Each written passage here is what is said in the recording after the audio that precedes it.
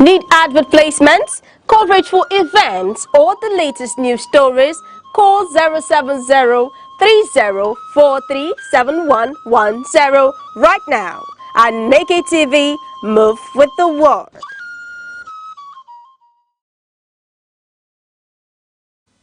Apologies for the break in transmission. Now still on the news, the National Assembly has defended the tax reforms law signed by President Tinubu, dismissing claims that the legislation was altered.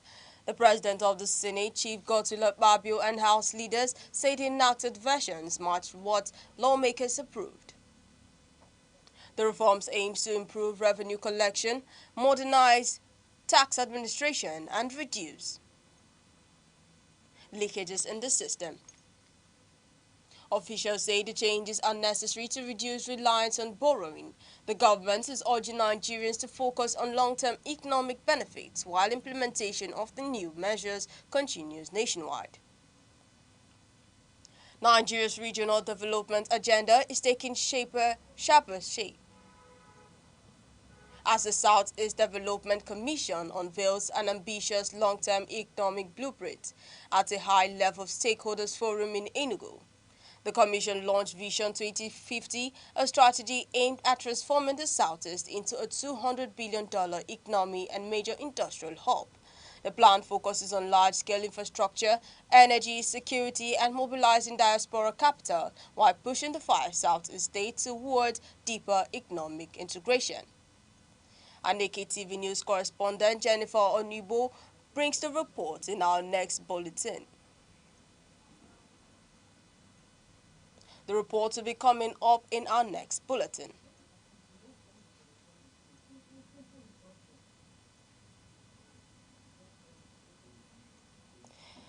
Still on the news, the Enugu State Government and United Nations Development Programme (UNDP) have signed a memorandum of understanding under the Integrated Smart States Programme. The agreement is designed to support development planning and investment mobilization. UNDP says the partnership will focus on health systems, green schools, energy, digital innovation, and investment promotion. Funding arrangements included phased a contribution beginning in March 2026. Governor Peter Mbah says the initiative aligns with the state's poverty reduction and governance reform agenda, emphasizing transparency and results-driven implementation. The British pound recorded a slight decline against the naira in early Wednesday trading. Rates in the official Nigerian foreign exchange market moved marginally lower during the session. Analysts attribute the trend to improved liquidity and ongoing foreign exchange reforms by the Central Bank of Nigeria. The official rate remained below the 2,000 naira mark in the power markets. The pound traded at a premium, though dealers report stable demand condition without significant speculative pressure. The naira remained steady against the US dollar in early trading, supported by improved liquidity in the official market. Exchange rates showed only minor fluctuation during the session. Financial analysts linked the stability to reforms in the foreign exchange system and sustained central bank interventions.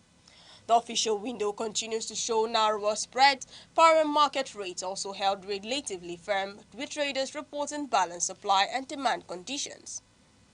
And now in sports, former Nigerian Football Federation President Amaju Pinnick says striker Tammy Abraham once considered representing Nigeria before choosing England.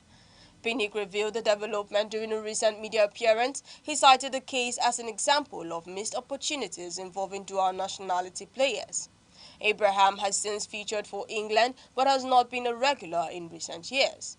Pinnick says Nigeria remains committed to engaging eligible players globally as part of efforts to strengthen the national team. And in entertainment, music producer Cobhams Asquo has called for Nigerians to strengthen its own music recognition platforms following the latest Grammy Awards. He questioned the level of investment placed on foreign award systems. Asquo said African music industries should focus on building institutions that reflect regional creativity and values. His comment follows strong reaction to this year's Grammy outcomes. The debate continues across the entertainment sector, with stakeholders discussing the future of global recognition for African music. Nollywood actress Angela Okore has been released following a brief arrest linked to a legal dispute over unpaid professional fees. Police confirmed the matter was civil in nature. She had earlier been granted bail in a separate defamation case before being taken in again for questioning. Legal representatives later resolved the issue. Authorities say she has now been released to her lawyer, bringing an end to a series of legal proceedings that kept the actress in the spotlight this week. And finally, before we go on news around the globe, here's a recap of our top stories. The Senate has confirmed Justice Oyewole as the Justice of the Supreme Court, strengthening the nation's apex judiciary and reaffirming the legislature's role in upholding due process in judicial appointments. The National Agency for Food and Drug Administration and Control (NAFDAC) has raised serious concerns over the growing rate of underage drinking in Nigeria, warning of long-term health and social consequences if urgent measures are not taken. The General Office commanding 82 Division of the Nigerian Army has assured traders at Onitsha main markets and other business centers of sustained security presence aimed at safeguarding lives, property, and commercial activities. And on the foreign scene, the United Arab Emirates has stepped up humanitarian assistance to Sudan as the crisis in the country deepens, with increased aid directed at displaced persons and vulnerable communities. In the business sector, President Bola Tinubu has declared Nigeria open for global clean energy partnerships, highlighting the country's commitment to renewable energy development and sustainable economic growth. And in entertainment, music producer Cobhams Asco has criticized what he describes as Nigeria's excessive focus on the Grammy Awards, urging greater appreciation for local music achievement and industry growth at home.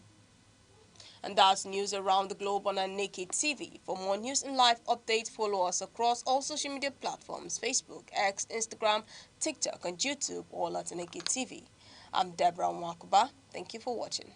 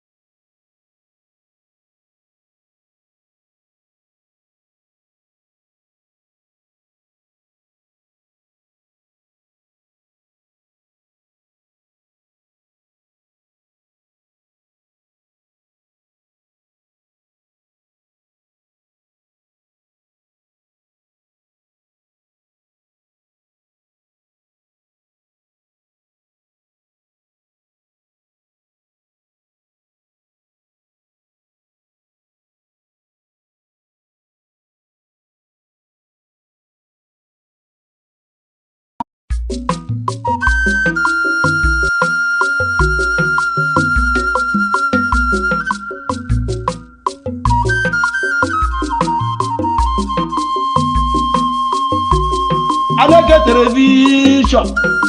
How agidbo di egwu nkwa azụ n'ahịa mgbochi ogwugwu kakwa ogwugwu ma.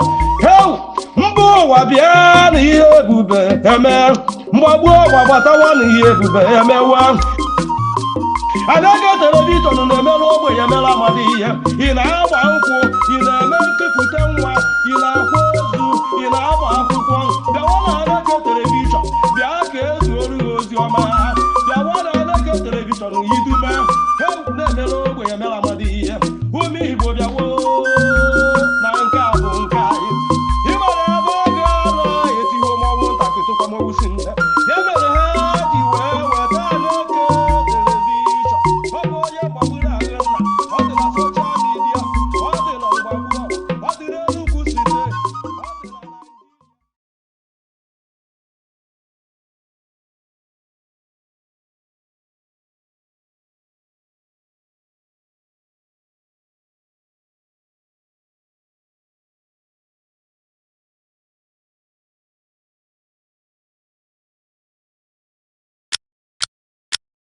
Every second, the world changes, markets rise, leaders speak, stories unfold. To keep up, you don't just need news, you need clarity, you need speed, you need perspective. That's why Aneke TV brings you the global pulse. Accurate, reliable, right when it matters most. Aneke TV. Move with the world.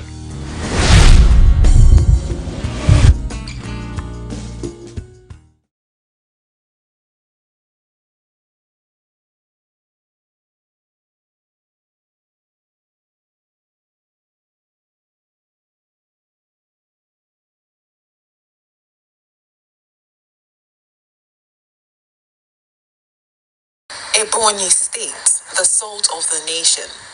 Located in the heart of southeastern Nigeria, is a story of transformation, resilience, and pride. Created on October 1, 1996, by the administration of General Sani Abacha, the state was carved out from parts of Enugu and Abia states. Its capital, Abakaliki, has grown from a quiet provincial settlement into one of the most rapidly developing urban centers in the region.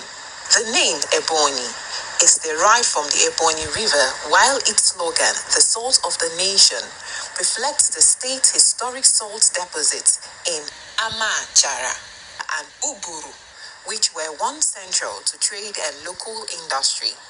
These salt lakes stand as living symbols of self-reliance and the resourcefulness of the Ebonyi people. Culturally, Ebonyi is a proud custodian of Igbo heritage. The people are known for their strong communal spirit, creativity, and deep connection to their traditions. The New Yam Festival, Ogene music, Nkwa Umuaboho dance, and the colorful displays of masquerades all reflect the beauty and vibrancy of the state's cultural life. In villages across the land, pottery, weaving, and blacksmithing are still practiced, reminding visitors that in Ebonyi, the past lives side by side with modern aspirations. Blessed with rich soil and abundant natural resources, Ebonyi is a major producer of rice, yam, cassava, maize, and palm produce. The Abakaliki rice mill, one of the oldest in Nigeria, remains a symbol of the state's agricultural heritage and its determination to feed the nation. Beneath its soil lie deposits of limestone, lead, zinc, marble, and of course, salt, all pointing to vast opportunities for industrial growth and investment. Over the years, Ebonyi has produced remarkable men and women who have made their mark on the national stage. Dr. Sam Igu, the state's first civilian governor and the former Minister of Education.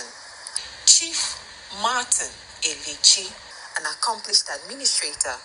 Senator Anyim Sanim, a former Senate President and Secretary to the Government of the Federation, and Engineer David Umahi, a visionary leader and the current Minister of Works, all embody the drive and discipline that define the Ebonyi spirit. From education to public service, from entrepreneurship to civic leadership, Ebonians continue to excel and inspire a new determined to shape a brighter future.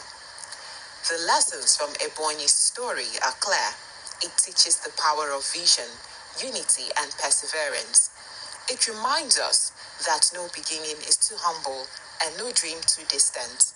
Through hard work and community efforts, the people of Ebonyi have turned their challenges into opportunities, rewriting their destiny with faith and determination.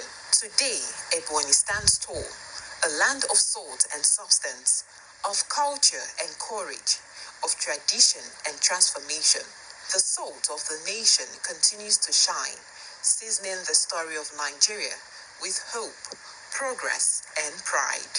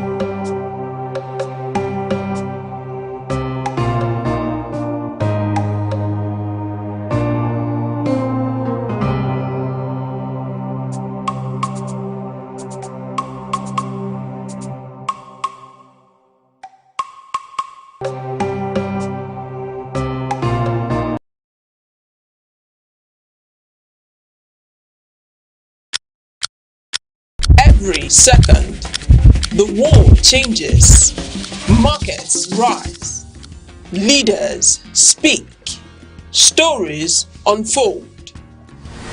To keep up, you don't just need news, you need clarity, you need speed, you need perspective. That's why Aneke TV brings you the global pulse. Accurate, reliable, right when it matters most. Aneke TV. Move with the world.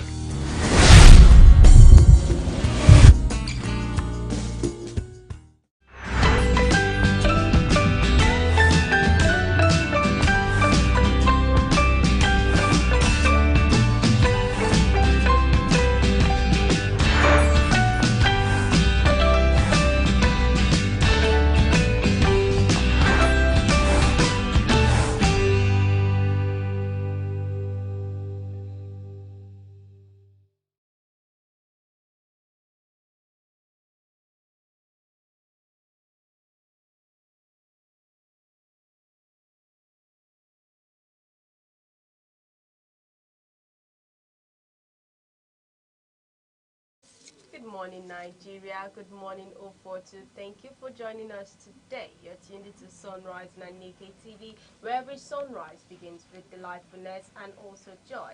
I'm bringing you today's daily dose of brightness. I am Deborah welcoming you live from our studio here in Vibrant Enugu.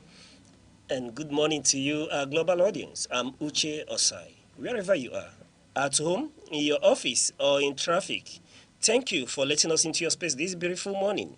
As always, we're here to refresh, inform, and motivate. Yes, and today is Wednesday, 4th February 2026. And of course, we've got a full power package for you today here on Sunrise. And also, we'll be giving you our latest news, what's trending, and of course, that special sunrise vibe to help us start our day right. So, relax, enjoy the cruise because the sunrise is here.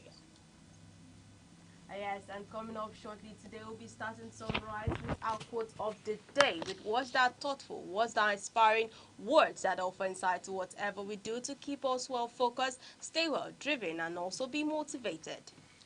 Then, it's straight into the day's top headline. All the key news updates that you need to remain informed will be shared hot and tasty. And of course, we'll go on a short break. When we return, we will continue with these stories.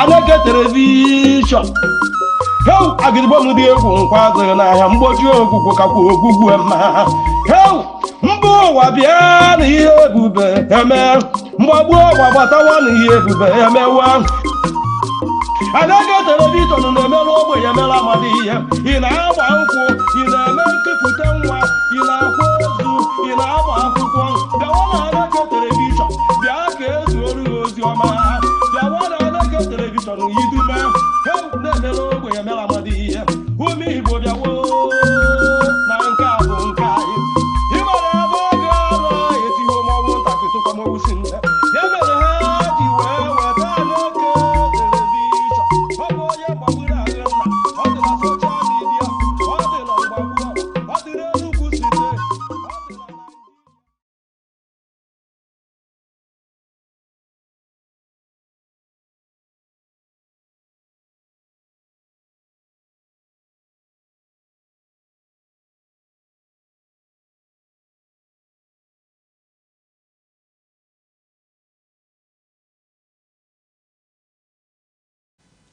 You're still watching Sunrise on Aneke TV. Thank you for staying with us here on Sunrise. Yes, and then we're telling you that in line with our package this morning, we'll be going straight into the day's top headlines. All the key newspaper update that you need to remain informed will be shared, hot, debated, and tasty.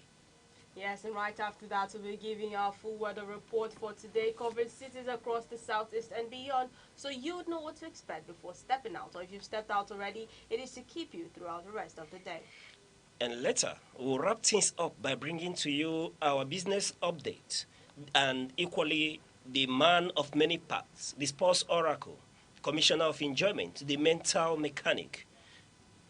Yes, now moving over to our morning show inspiration segment, which is our quote of today. Today it is coming from Ralph Waldo Emerson, and in his quote it says, "The purpose of life is not to be happy, it is to be useful, to be honorable, to be compassionate, to have it make some difference that you have lived and lived well." Today's quote is coming from Ralph Waldo Emerson, and I'm going to take that quote again that says, "The purpose of life is not to be happy, it is to be useful, to be honorable, to be compassionate, to have it make some difference that you have lived and lived well."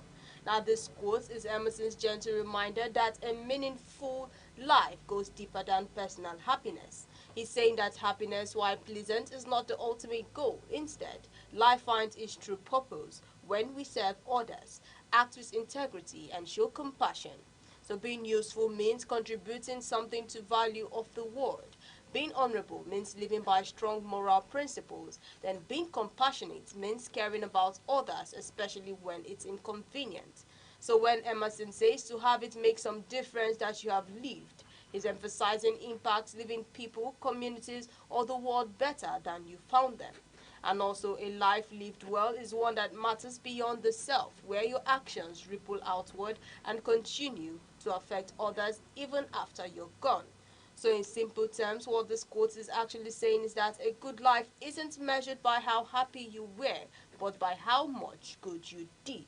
So, it's a call to live intentionally, selflessly, and with purpose because meaning outlasts pleasure. Mr. Aucha, I'd like to know your own take on this quote. All right, thank you for this, and this is quite apt and very relatable to in line with what we've been saying so far. You know, it's not, we keep saying that it's not the length in your days that matter, but the quality in that length, you know, the impact you make. And this morning, Ralph Waldo Emerson is letting us know the real purpose of life, which is not just to be happy, but beyond that, you have to be what? Useful, and beyond being useful, that usefulness has to be very honorable and in line with the impact that you make and the legacy you leave behind. And when we look at this quote this morning, beyond living for yourself, you know, which is the normal thing for people who have attained, you know, yesterday we were talking about being successful, that people who have attained a certain level in life or class would want, you know, naturally want to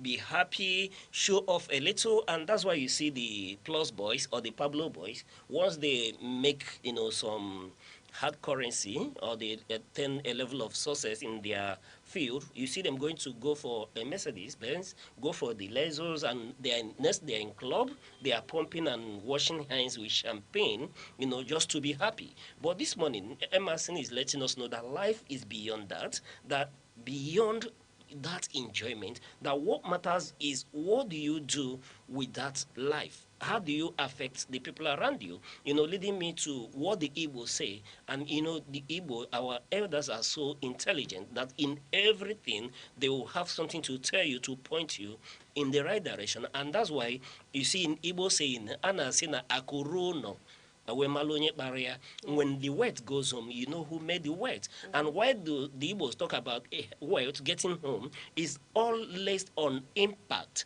What impact do you have on your surrounding? Are you feasting while others are starving? These are the issues that one has to live a purposeful life. It's not about being successful as a person, but the quality of your impact is what matters. And while you're at it, how do you attain wealth? Are you doing that at the expense of others? Do you know, care for your happiness, to maintain your status quo at the expense of the people around you? And Emerson, when you look deeper, is letting us know this morning, if you have to live a purposeful life, a life that is useful to those around you, then you have to live it honorably. And to live it honorably means that you have to be honest in your dealing. And leading me to the people who see around us every day, even in the market, what do you do? Do you shortchange people? It matters. It doesn't matter how successful you've become. If you still shortchange people, if your work is not relatable and impactful to people around you, then you are a total failure. And without apology, that's what, you know, Ralph Waldo Emerson is telling us. And when we speak to legacy, you know, a certain woman comes to mind. Speak to Dr. Adedevo during the era of Ebola outbreak in Nigeria. Here is a woman who, you know, abandoned comfort, who left happiness but chose sacrifice to make impact. A lot of us in Nigeria survived the Ebola outbreak in Nigeria because she sacrificed herself. She, you know, she didn't take the high ground. No, she made a sacrifice, you know, living a life of legacy. That Ebola didn't spread beyond her clinic in Lagos, that we were able to contain it in Nigeria, with, you know, speaking to her legacy, the sacrifice she made, and that is a life of impact. So after you've gone, wherever you are, on in whatever field you are, what would people remember you for? What will be said of you? And that's what Emerson is telling us this morning. That which people speak about you after you're gone is what matters. That's what determines and defines success in this life. And you know, he misses no word when he said that. And I anchor, you know, totally on his word. It doesn't matter the level where you are and where you operate in life.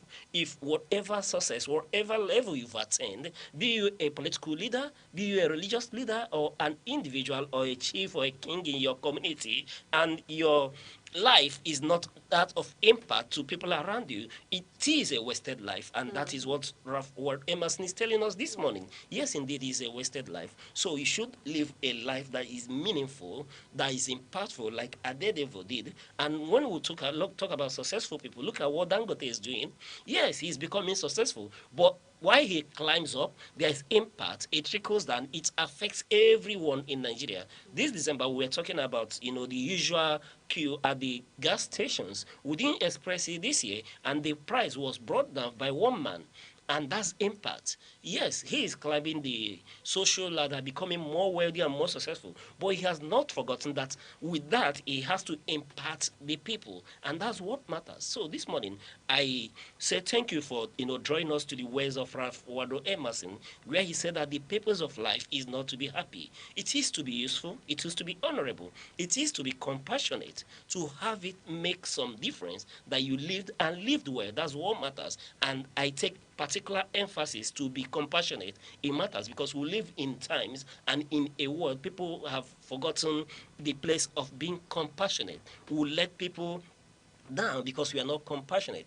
When incidents happen, what do you see? Everybody goes to their gadgets. People want to bring out their latest iPhone 17 Pro Max or Plus, whatever they call it, or you bring out your Nokia Touch or your latest Samsung phone. That's what people care. Which camera is brighter and sharper that will cover an event of a dying man or in an accident situation, bringing to mind what happened around Joshua, when Joshua had the accident, what happened? You see people making videos rather than how they would assist, those who are impacted by that accident. They were making videos, wanting to be the first to break the news. Where is the place of empathy? And on compassionate ground, if you don't have it, you've missed it, and you've lived a life that is meaningless, without apologies. Yeah.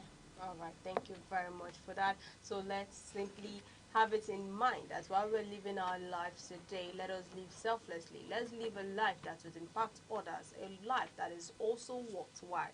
And also while you're doing so, please keep in mind that every new sunrise is opportunity. It's a platform where we learn something new, where we grow, or where we simply stay present in whatever we do. Now let us know what this quote means to you. You can drop your thoughts on our social media handles across Instagram, TikTok, X, YouTube, or Aneke TV. And up next is our weather report for today. Yes, we'll take a look at the weather report across major cities in the southeast today.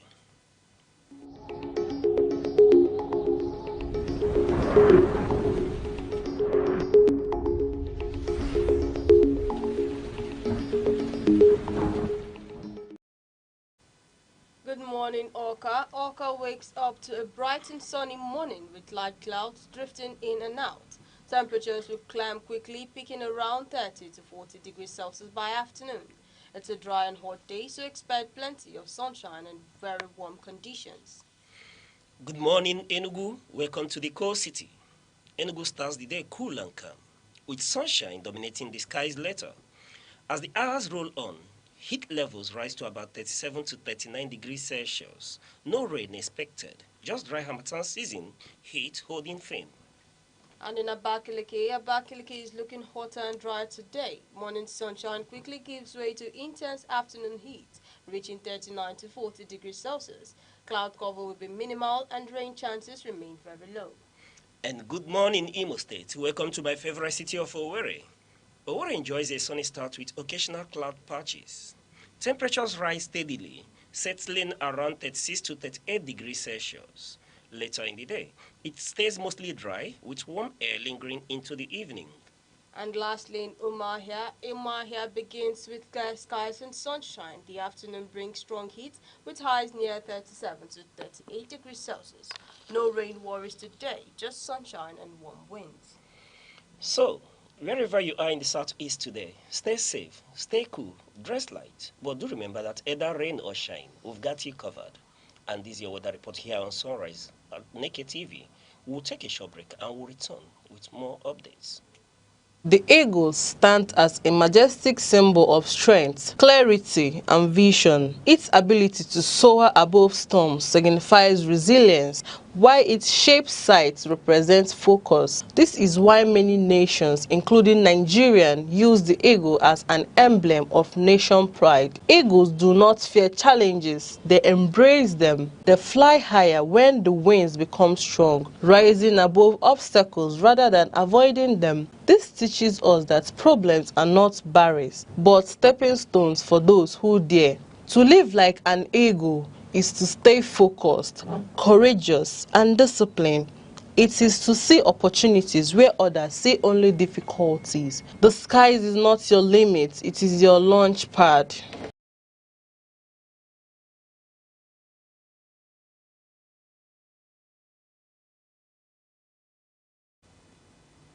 Welcome back. You're still watching Sunrise on Aneke TV. Now we're taking a look at our papers for today here from the Nation, Punch, Vanguard, and the Guardian newspaper. And joining us this morning is our in-house analyst, Mr. Res Aaron. Mr. Res, it's a pleasure to see you this morning. Thank you, Mr. Chair, for being with you this morning. It will always be as good as it has been all along. The morning show is quite scintillating. I enjoy being here to do some analysis on our newspapers. That's good to hear. But yesterday we had the Southeast Development Commission engagement. How is it out there? Well, that is a very big convocation of the Southeasterners to chart a way forward for a 2050 development plan. And from the events yesterday, which was, of course, the start of that, realizes the objective in ensuring the implementation of whatever that has been reached there. Of course, the you know, the workshop or seminar or whatever, the convention will continue today till tomorrow. All right, it's good to hear that there will be light there is light at the end of the tunnel, because this is a region that really needs that light, and it seems extinguished for a very long time. I would hope that government walks the talk. And also with us this morning is the man of many parts, the sports oracle, commissioner of enjoyment, the mental mechanic. Which one am I missing, Mr. Kuku? I think I just added one the other day, but I will. You acquired another chieftaincy title. Yes. You acquire names like chieftaincy titles. Yeah, I will. I will kind of tell you guys at the end of the tunnel when we go to where the light is Okay, shining. you're still heading to the tunnel as well. Yes. It's a pleasure to have you here this morning. Thank you very much. Good morning. Good morning. All right, now moving over to our newspapers for today, starting from the Nation headline. The Nation paper says, World Bank, Nigeria now global reference. And from the Punch newspaper, where the headline says, electricity subsidy, federal government to deduct 3.6 trillion naira from federation accounts. And on the Vanguard paper, the Vanguard paper says, PDP, Makinde, Wike fights dirty. And on the Guardian paper, the Guardian headline says, Senate delay stalls electoral reforms as groups warns of risk to democracy. And the starting today's newspaper review from the Nation paper, where the major headline says, World Bank says Nigeria now a global reference. Nigeria is gaining international attention as the World Bank describes the country as a global reference point in key policy and economic discussions. The bank notes that Nigeria's reforms, challenges, and scale make it a case study for other developing economies, especially in areas like subsidy removal, fiscal restructuring, and social protection. Supporters say this recognition shows Nigeria's importance on the global stage, while critics argue the real test remains how these reforms improve the lives of ordinary citizens. Mr. Osha, I would like to hear your take. All right. It's quite awesome and encouraging to see that the World Bank, is beginning to see Nigeria in this light, where we are told that Nigeria has become a reference point, cited as part of a global example in terms of credible reforms, leadership, and that's quite encouraging. And if I may, I would want to believe that the position of Anne, the World Bank director that visited Mr. President and the Vice President, in the presence of the coordinating Minister of the Economy, Wale Edu, that is her position is generally the position of the World Bank on their perspective on Nigeria, and equally is more encouraging hearing her, when she said that the forthcoming partnership, is framed with Nigeria in mind, especially with goal of attaining the $1 trillion, growth, GDP growth, and the 7% growth as is projected. But having said that, another encouraging uh, factor for me in this meeting was the position of Mr. President that they are not backing down, that despite the fact that the challenges that they've thrust upon the nation in terms of subsidy removal and the unification of the naira, you understand, is bearing results to the country. That despite the fact that initially there was inflation and other, but they've stayed course and that Nigerians will feel the impact. But Mr. Reyes, I want to bring you on this issue as well to get your opinion on the position of the World Bank that Nigeria has become a reference point in when it comes to credible reform leadership, bearing in mind that this whole reform is anchored on subsidy removal and from Mr. President's perspective, they want to move away from the crude to agricultural development as well. Well, the presidency have been working very hard. It has been able to churn out some policies that are beginning to have some positive effect on the economy, no doubt. But you see, the president is just one man, and a few others who are working with him are also committed in ensuring that these policies are effectively, effectively handled in such a way that the common masses will begin to benefit from these policies. Now, you see, the World Bank is making that statement because what they are seeing from Nigeria is not exactly what it used to be. You can see the naira challenging the dollar, and the World Bank is looking at the relative indices to the policies that the Nigerian government have been able to come out with, and the effects on the economy. So after looking at it, looking at the statistics, they've now begun to see that something positive is happening. And it is based on such positivity that the World Bank now had to make statements with reference to what's been published in nation newspapers. So Tinubu administration has not folded his hands. It is no doubt, there is no doubt there's been a lot of criticisms against the administration. This is because over time, Nigeria, the economy has been poor. It's not going to be very fast in rebuilding it. So it is something that we gradually come to get better. So Nigerians are in a hurry to see the effect of these policies. And that is why these criticisms are still there. Even with all these things, with all these indices by economic experts, Nigerians are still criticizing the administration of Bola Ahmed Tinubu because they are not seeing so much of these policies, affecting their lives, in their domestic homes. So the expectation is that with time, these policies will come to have very good effect on the lives of Nigerians. Listening to Mr. President, speak about his reforms, which are anchored, like I did mention, subsidy removal and the unification of the exchange rate, which in its own ways triggered inflation. Though we are saying that these have succeeded and that things are improving, significantly, and that naira has stabilized. But I'm asking, in his way, he said that that has, equally impacted on the ease of doing business in Nigeria, and investors' confidence is on the rise, in Nigeria or on Nigeria. And I want to ask Mr. Reyes, now we are talking about, yes, investors' confidence. We are saying that naira has stabilized, the inflation is coming down. And I want to ask these reforms, what is your view on the impact on the generality of Nigeria, the common man on the street?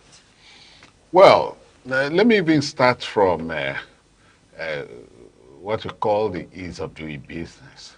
You see, the problem economically, it would have brought in a lot of investors. But the security situation is such that still, make these investors apprehensive because the ability to pick or to have access to their investment is something that is, scaring them.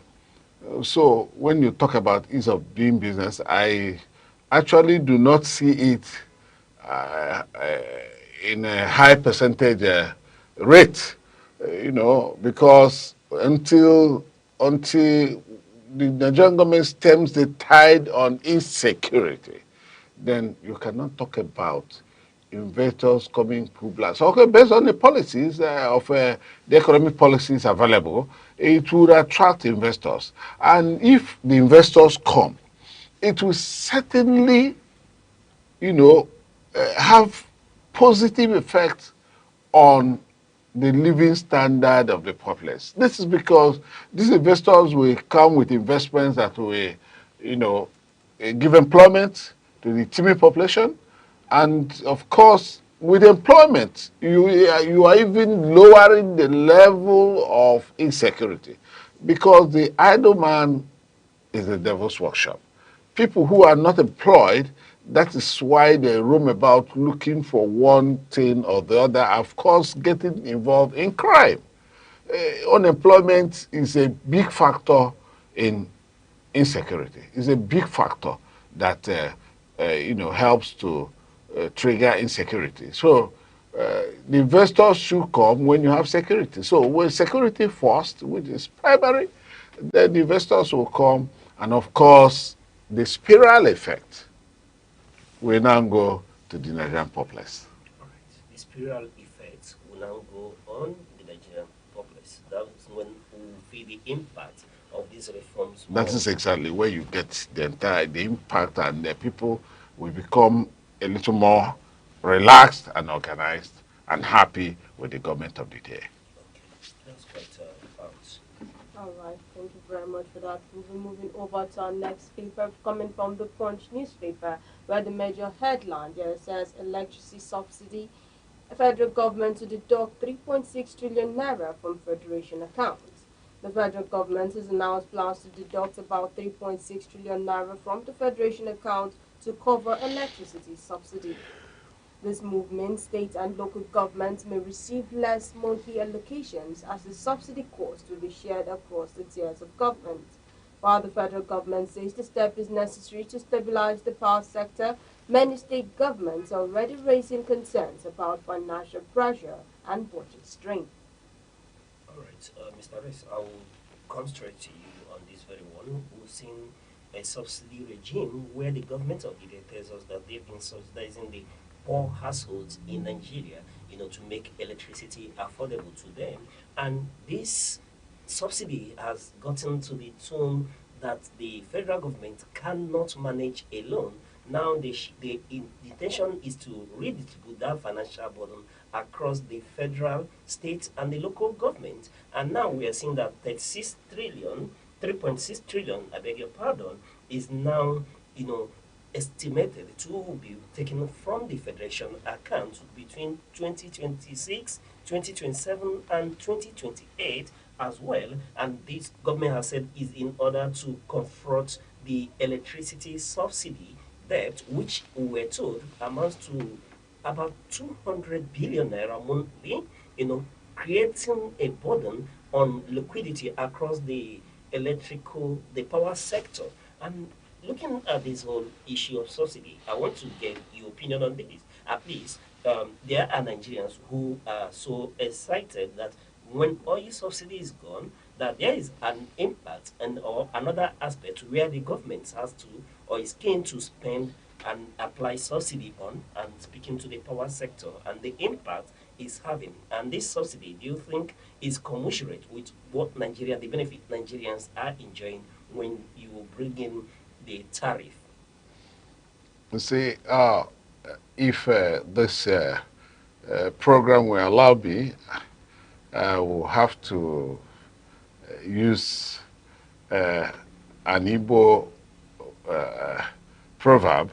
So far as you explain it to us. Yes, I will have to. Nwannu bere n'ala wee nọkata felie ga bere na mkpumkpu ọ ka nọkwa n'ebe ọ nọ. What does that mean, sir? I am saying that the government has said it has removed subsidy on petroleum. And now the government has gone back to electricity subsidy. You see, it is still, the government is still, going about in the same place. When the subsidy on petroleum was removed, the money was supposed to have been used to help even the power sector, help do so many things. Today, the government has come back to pay subsidy on electricity. You now find out that nothing has really changed. It is the same problem.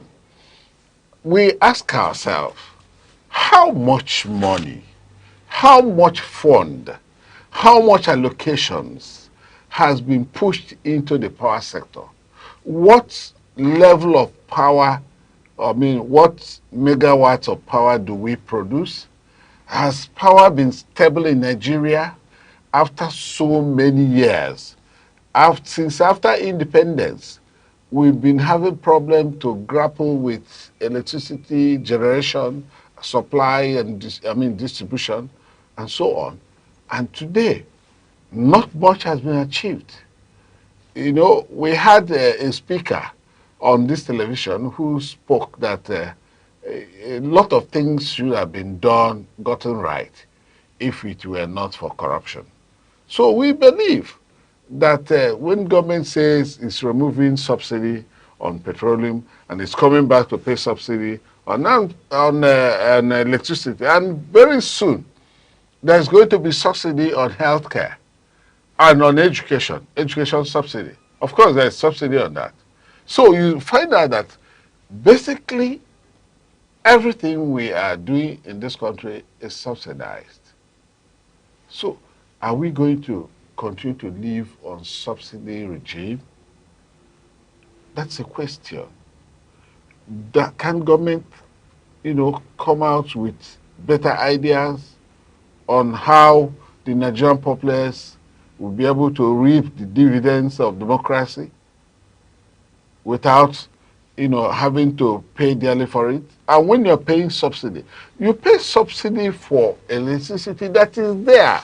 The important thing is that the electricity is not there yet. And government is already paying whooping sums as subsidy. So what I would have even suggested that the subsidy money should be taken from federal, state, and local government and used to build power stations. That we have about, how many? A speaker said we have many power stations abandoned in Nigeria, many of them. And some of them, there's a 3,000 megawatts power station somewhere in the north, either in Adama or Taraba. That station, by now, if upgraded, would have even been giving us about 4,000 megawatts. And if that is joined to the grid, we won't have the kind of problems. We will see many times the power station rises to 5,000 megawatts, falls to 2,000 megawatts, and every day the power supply is epileptic. Yet the government is paying subsidy. Why don't they gather this money and give it to an organization to get these power stations running? Then if the power stations are running and you are paying the subsidy, fine and good. Then which means Nigerians will truly enjoy the subsidy. But if these monies are spent without the people actually having the effect of it, then it is an effort in futility, because it means that what you're spending the money for, you are not getting the commensurate, commensurate reward or commensurate dividend that the people are supposed to get. When you enjoy power in other climes, you difficultly find when there is shortage of electricity. Of course, the government, the electricity supply agency will, continue to beg and make announcement that the power is going to go off at so and so time, and it happens once in a wild moon, not even a blue moon. The wild moon is more scarce than a blue moon. So it's always very difficult to see such thing happen. In UK, in the United States, and of course presently, even in Asia. So the removal of subsidy on petroleum would have helped in ensuring that we have power in Nigeria. Instead, we are going to pay subsidy on power even when we don't have the power being supplied. All right, Mr. Rex, you were quite clear on this, but I need to bring it home a bit. You see that what we're witnessing here is what I may call regulated tariff. When you listen to specialists in the power sector, and when they talk about regulated tariff, we're seeing a situation where tariffs are held below cost. And in this situation, what they are saying, a gap is created, and this gap that is created is what is meant to be covered.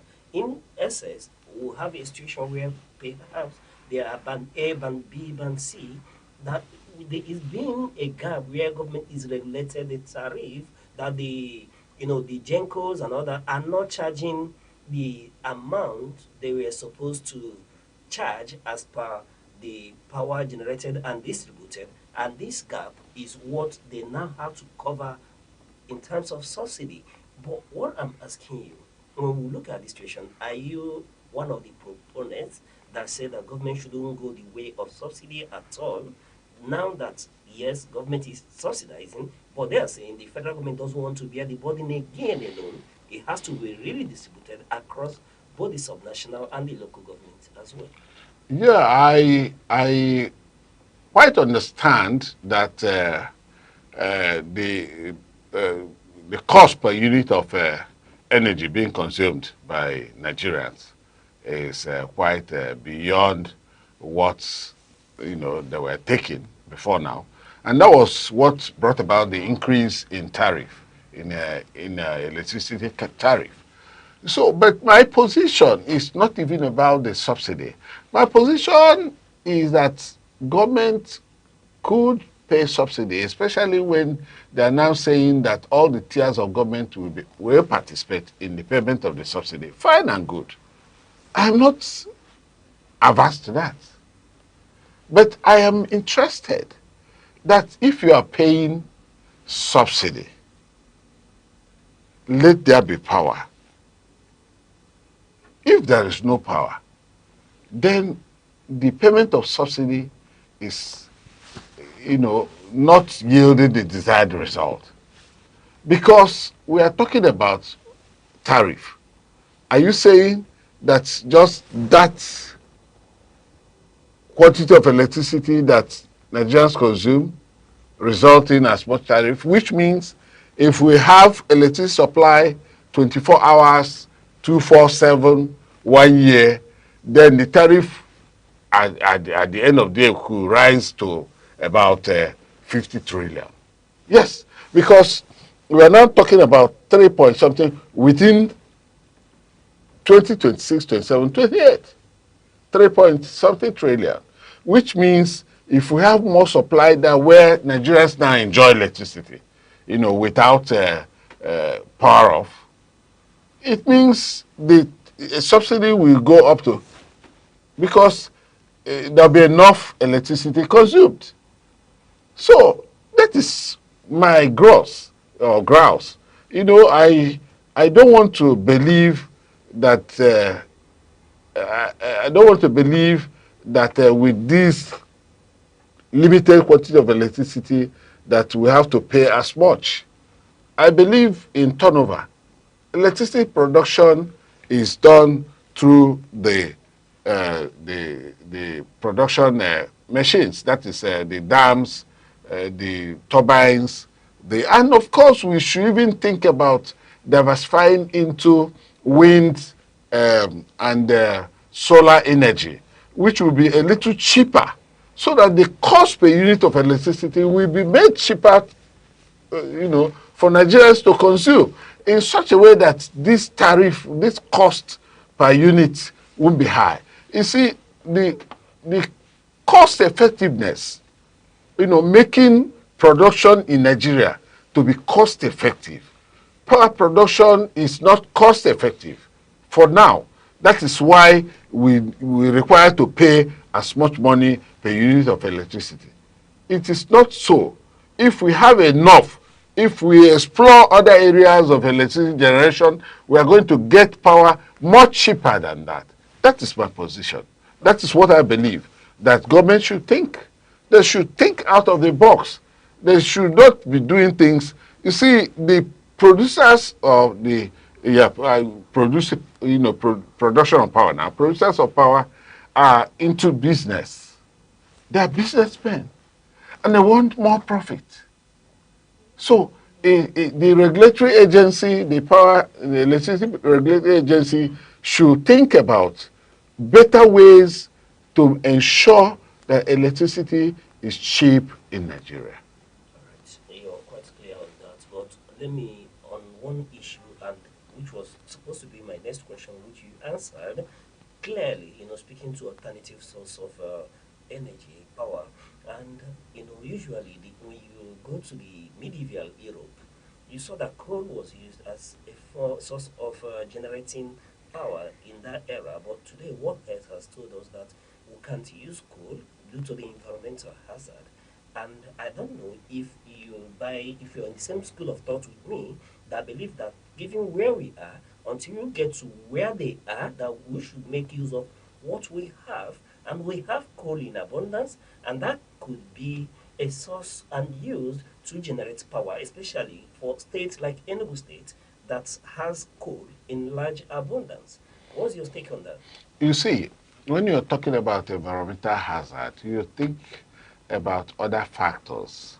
There won't be so much of environmental hazard in this part of the world because we still have dense vegetation that tends to calm down the exits or whatever comes out from burning coal. That is the smoke or sulfur or whatever.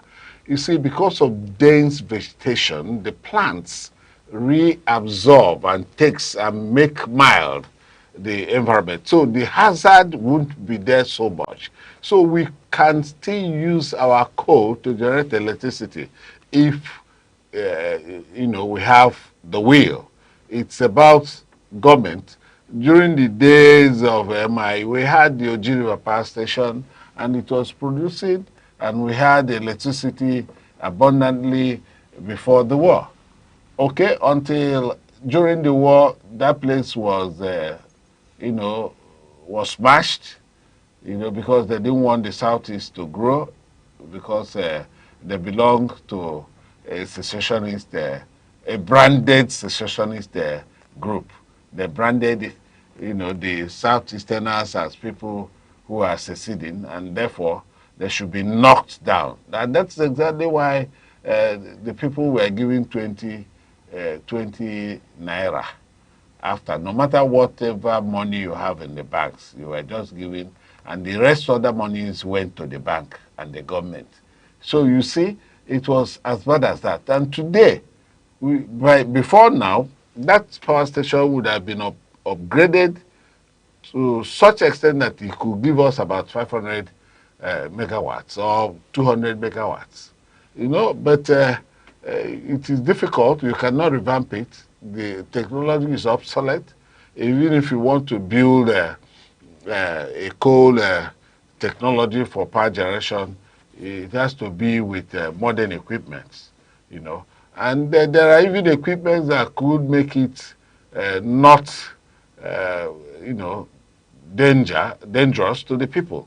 There are equipment that could begin to, you know, get the carbon monoxide, sink it, and refine it in such a way that they'll have good air, and so all that.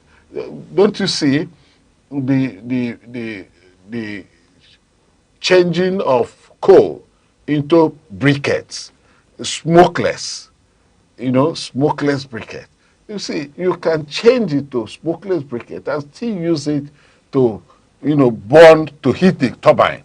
So it is possible to generate power through coal. Is possible. We have abundant underneath. All right. I heard This you place. loudly, and the key for me is what you said: the will of the government to pursue alternative source, and that source, should be what is in abundance and available to us. Though we are told that we have to obey the regulatory agencies, especially when it comes to enriching uranium for power generation and all that, there has to be a lot of regulations around it. But for me, the key thing I take away from your summation is the will of the government.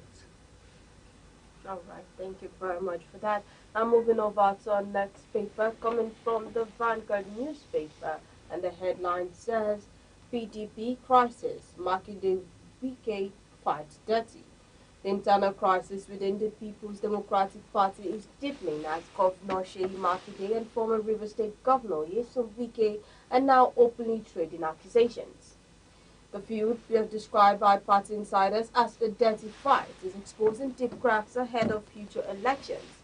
Analysts warn that unless the PDP quickly resolves this power struggle, the party risks weakening its opposition strength and losing public confidence. Mr. Chad, I'd like to know your take. All right. I will just bring Mr. Rez into this because these are issues. Mr. Rez, we are seeing Rufo fight between former allies, former governors, G5 governors, Wike and his bestie, in 2023. Now, the besties, everyone don't go their way, and it's now Rufo fight, while the governor, Sheyi Makinde, was at the grand opening and commissioning of a PDP secretariat in Oke-Ado in Ibadan, where he made a statement that vagabonds in PDP were expelled in November, and that the situation, the deplorable situation, was as a result of leadership crisis that the party has to go through since losing election in 2015, which is bestie from the other angle are now calling him a repentant vagabond. Mr. Rez, what are we seeing here? Besties now in Rofo fight. Is that how far the PDP has generated? You see, the problem in PDP started when some persons in PDP became saboteurs. So when the PDP had saboteurs, and of course these two personalities that are presently, beginning to wash their dirty linens in public, were some of the alleged saboteurs, those who sabotaged PDP at some time, and they resulted in PDP losing their elections. And now they have come to begin to tell us what they did and what happened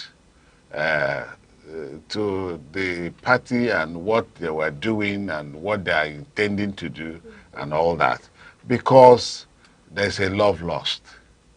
When they were dining and whining, of course, we were not told exactly those things they discussed, inside the rooms.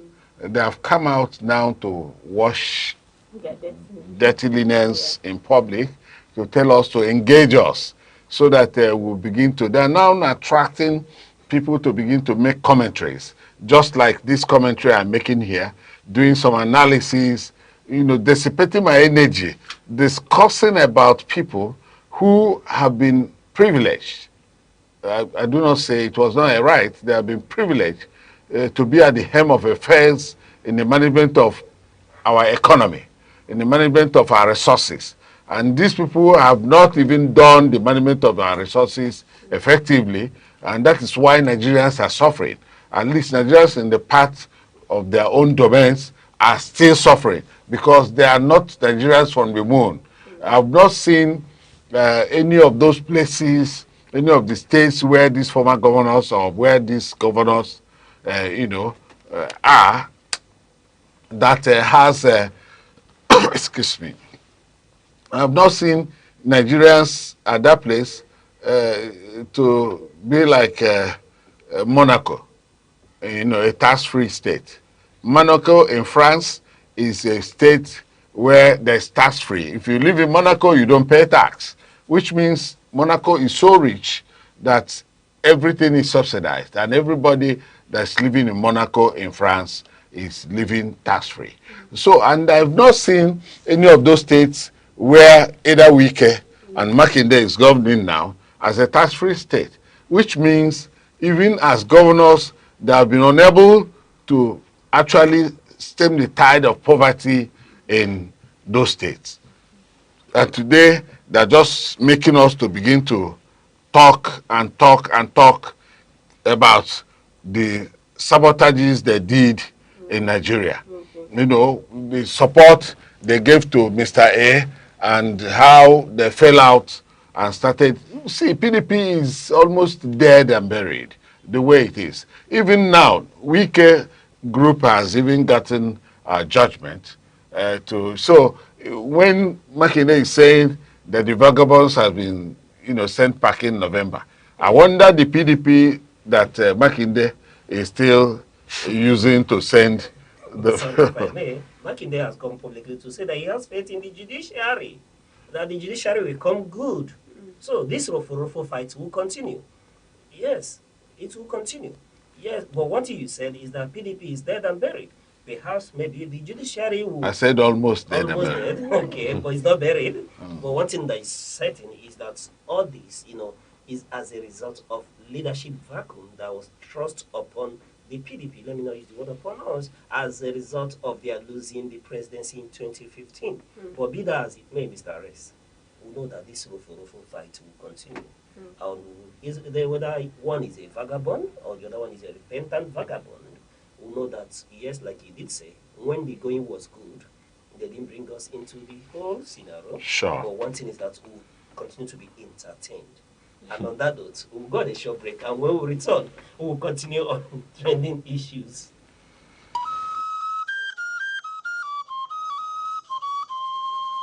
Need advert placements, coverage for events, or the latest news stories? Call 070-3043-7110 right now. Aneke TV, move with the world.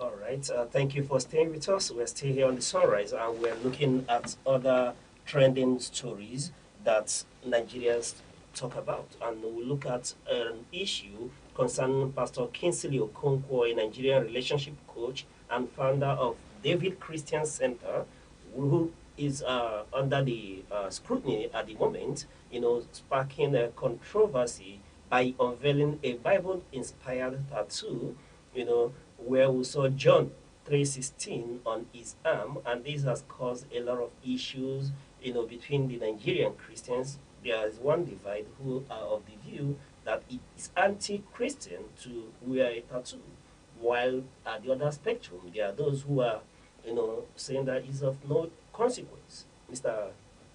Goodwill. Okay. Well, this matter is is kind of controversial because Pastor Kingsley Okonkwo, he is well known as someone who has made a remark, who has made a mark in the relationship world, where he has taught unmarried, the unmarried and the married. He has advanced courses where he brings these things to light. But seeing him having tattoo and the inscription is John 3:16 in Latin tells you, or could say, it has raised a lot of issue. Well, for me, I don't think there's anything I would say. He is a pastor, and he has come out to say that he was not called to a church. He was not called to the church. That he was called to the unchurched. That means he wants to reach the people who has not been reached.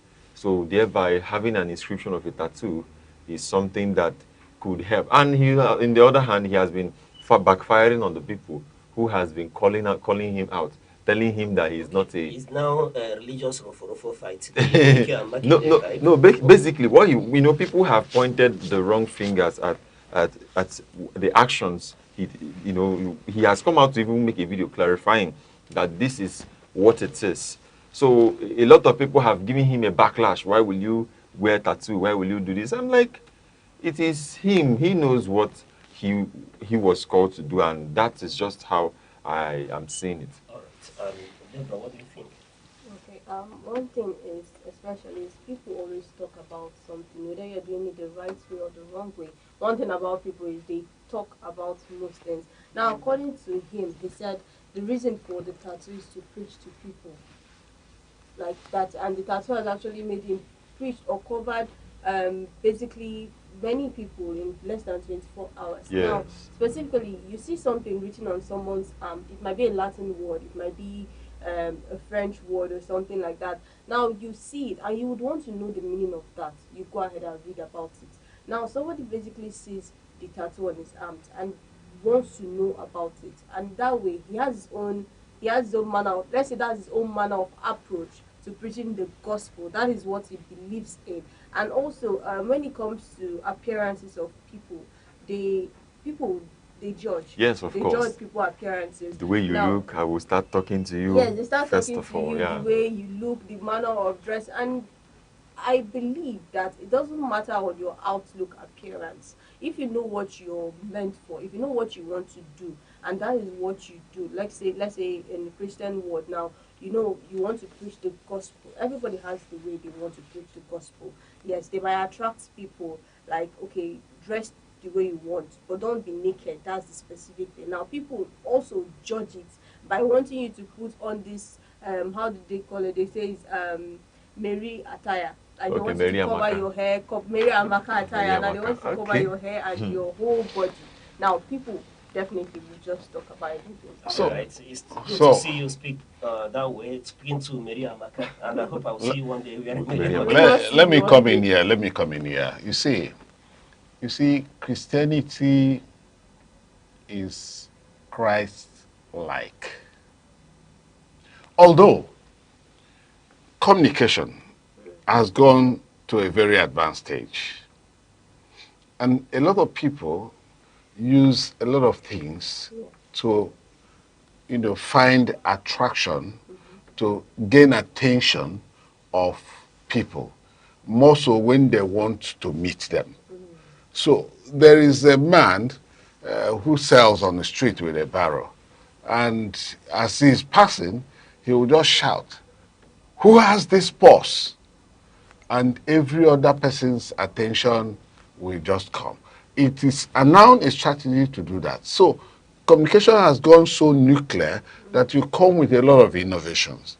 Probably that pastor was trying to gain attention of those who love these tattoo things. Yeah. He knows that those level of people can only want to discuss with him these things. Okay?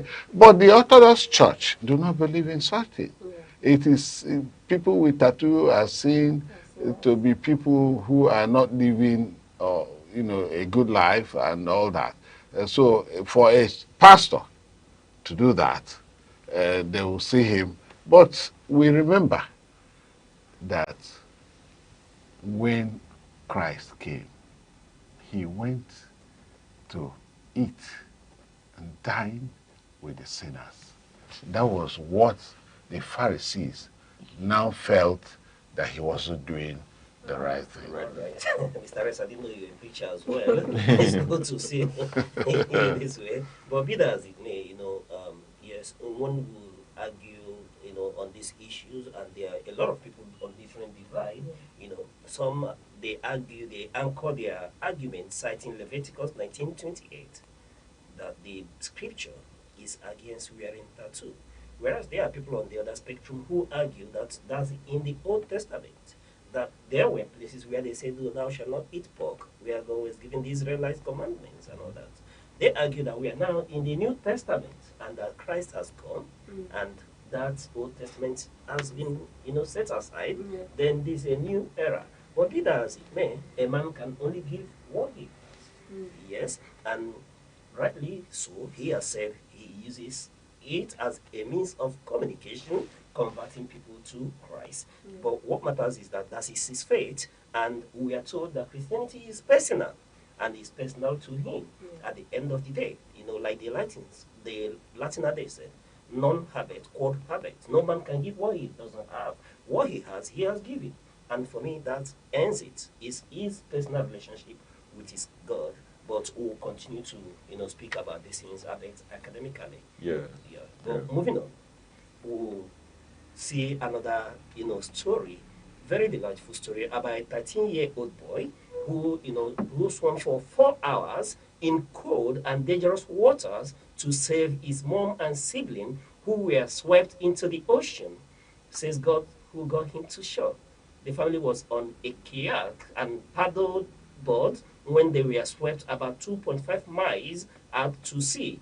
We'll call for the video of that very boy where he was granting an interview about this.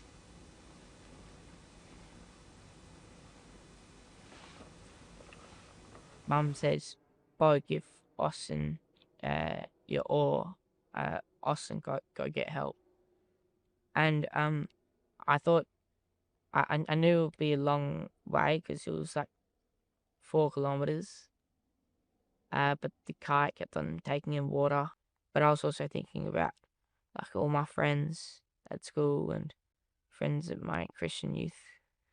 Um, and yeah, I just said, "All right, not today, not today, not today." I had to keep on going, but I couldn't feel how tired I was. Um, I don't know. I was more thinking of a lot of things that was happening in my life. I think at one point I was thinking of Thomas the Tank Engine. Um, trying to get the happiest things in my head. Trying to make it through. Like not the bad things that will distract me and bring me out further. And at this time, the waves are massive, and I had no life jacket on. So anyway, I just keep swimming. I do breaststroke, I do freestyle, I do survival backstroke. At one point when I was doing breaststroke, I was looking. I can actually see underwater, which I couldn't do before. I just keep swimming, and then finally I just made it to shore, and I hit the bottom of the beach, and I just collapsed. And then after that, I had to sprint. All right, so that's the much we could take of that video. But it's heartwarming to see the 13-year-old boy speaking so courageously about having taken that audacious move to swim for 4 hours in cold and dangerous water, just that his family would be safe. Deborah. Yeah. Okay. He was really courageous. That is what I can say. Like to take that decision. Although if hearing from the mother's side of the story, where she said she couldn't leave the other children behind. Now, if we look at this angle, if she had been the one that went to call for help at that situation, probably she wouldn't have made it. But sending the child out there to look for help, and also the boy in question, who by name Apple B, actually was very strong and courageous to swim for 4 hours in cold sea water. It's really, really, really a bold thing to do. And with the struggle and everything, at the end of the day, we also saw that he had to be put on wheelchair because his leg were too weak for him to continue moving. And that's another one is a miracle there. That's a miracle, of course, but I will commend the mom who had the courage to boldness to send that little boy out there to find help. You know, if the mom, like you said, if she said, okay, let me go myself, you know that she will not make it alive. Like, that's the scenario because she's old and, you know, kind of that kind of scenario. Now, the little boy, that's why the strength is in children. Of course, while we talk about how everything is moving, we can also see what the young man said. He said that when he's done, he wants to get baptized. I think it's that strength to push through, and it's a lesson for each and every one of us. When things are hard, when it looks like there's no hope, there will always be a hope, and we will see what happens. Yeah. Well, it was an act of God. I do not know how to begin to describe what happened, but I believe that something supernatural, took precedence. And that's why the boy was able to go that far and get those people saved. All right, that's quite informative. We've spoken to courage, miracle, but thank God they are safe. And for me, I want to make a little, analogy here, and that is when you look at the situation. One thing that is certain is that the young man can swim. Yeah. that is True. established that he can swim, and I want to bring it home to Nigerians. That tells you that you have to let your children have certain skills, especially emergency skills. It could be fire incidents, whatever. It could be know how to administer first aid, and these are the things we need to encourage our children to know. They should at least know about first aid. They should have skills. They should be able to know how to swim. They should be able to know how to do certain things. Engage them. Let them be informed. Let them be aware. Because one thing that is obvious is that Austin Appleby knows how to swim. Yeah. Yes. I bet the fact that he was able to go for many hours is a miracle. But he knew how to swim. And parents are encouraged to teach their children some of these skills. It could come handy any day. Yes. Thank you. All right. Thank you very much for that. Now, this is all for our trendy stories here on Sunrise. And up next is our sports update from the man himself, the sports oracle. Good hope. All right, thank you very much. You know that yesterday Arsenal had to. We were talking about Arsenal all this while. If they will ever have a trophy this season, and it looks like that is what is going to happen. And everyone, we are not ready for this, but Arsenal and the team, Arteta, all his boys, they are ready for this. Yesterday, a late winner came through from Kai Havertz, who slotted in that ball into the net while moving past the Chelsea's goalkeeper and the defenders. Also, making Arsenal to go into the next round of the EFL Cup. I'm talking about Carabao Cup final. Now, Arsenal, this is basically what we are expecting. And Mr. S, Arsenal is doing well, I can see. So that's why you have been all excited this morning. Not just that, Arsenal has been doing well, and they are first in everything. They are first in Champions League. They have played 8 over 8 matches. They won all their games in the Champions League. They are first in the Premier League with some good points. They're also going for the FA Cup. They are into the next round. And in the Champions League, they are the first in the group. I mean, in the group where you have Bayern Munich, Real Madrid, and other football giants, you have Arsenal topping all these groups. So I think Arsenal is going for the quadruple. But at the end of the day, we're going to see what happens, Mr. Rex.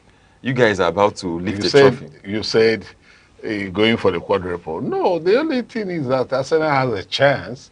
They are playing well this season. And with time, of course, they may be able to catch some of the trophy. One question. Arsenal, the Invincibles of Arsenal in 2008 and the Arsenal team now, do you think that 2008 team can actually play or make something out of this? You see, the problem with Arsenal has been lack of adequate bench over the years. Each time the teams begin to have injuries, their first team begins to have, they don't have perfect replacements. okay. So, and that's what happened to Arsenal. And this time, it is not like that. You have very good players Very that good can players. Yes. afford, replace the Awesome. others. All right. I love the humility in your submission. Unlike most Arsenal fans, they are playing well, but this is not the first time they've been, top of the table in all competition.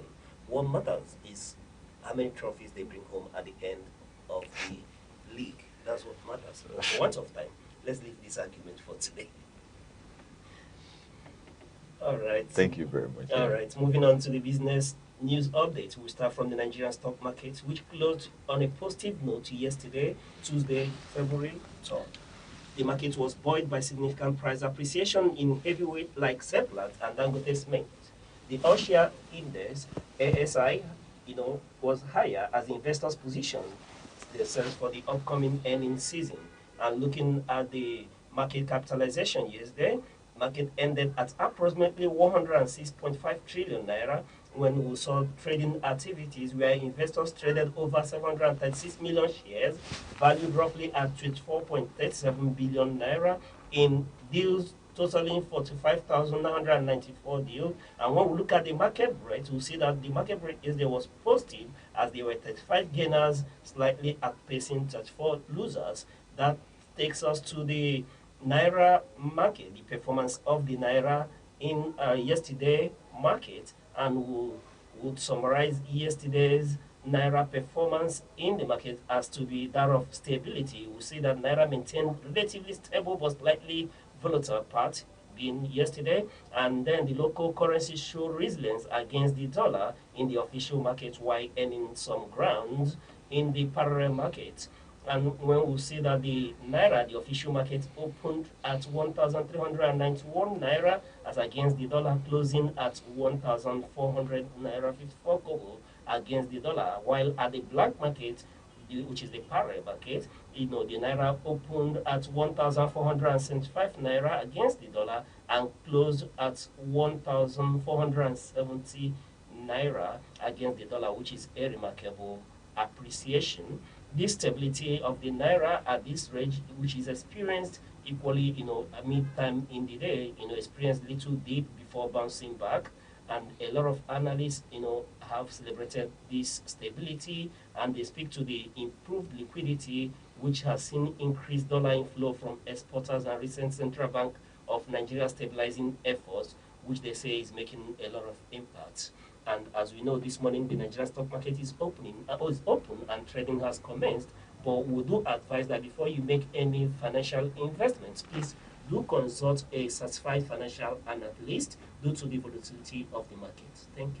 All right, thank you very much for that. And this is where we call it a day here on Sunrise on Aneke TV. It's always a pleasure having you here every morning. And please do not forget to follow or tag us across our social media platforms, across Instagram, TikTok, X, YouTube, Facebook, or at Aneke TV, or call our phone number 070-3043-7110. I am Deborah Wakoba. All right, and Mr. Res, thank you for those in-depth analyses. I didn't know you were a preacher, and it's good to know that you're one as well. Well, thank you for having me here. And please, viewers, still stay tuned on Aneke TV. Always. All right, thank you very much. And to you, Mr. Goodhope, the man of many parts, equally a pastor in the evening as well, or at night? Nicodemus? No. Okay, that's not part of your nomenclature. Yes, we could talk about that. All right, it's a pleasure to have you on Sunrise as well. Thank you very much. Thank you. And I'm Uche Osai.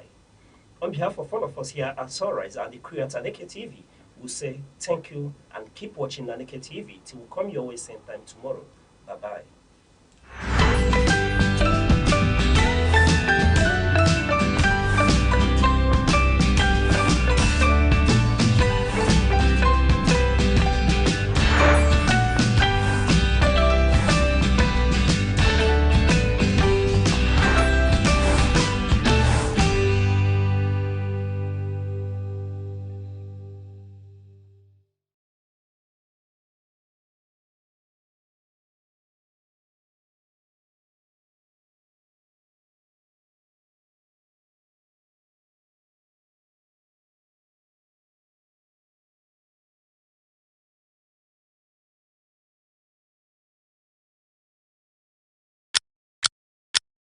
Every second, the world changes, markets rise, leaders speak, stories unfold. To keep up, you don't just need news, you need clarity, you need speed, you need perspective. That's why Aneke TV brings you the global pulse. Accurate, reliable, right when it matters most. Aneke TV. Move with the world.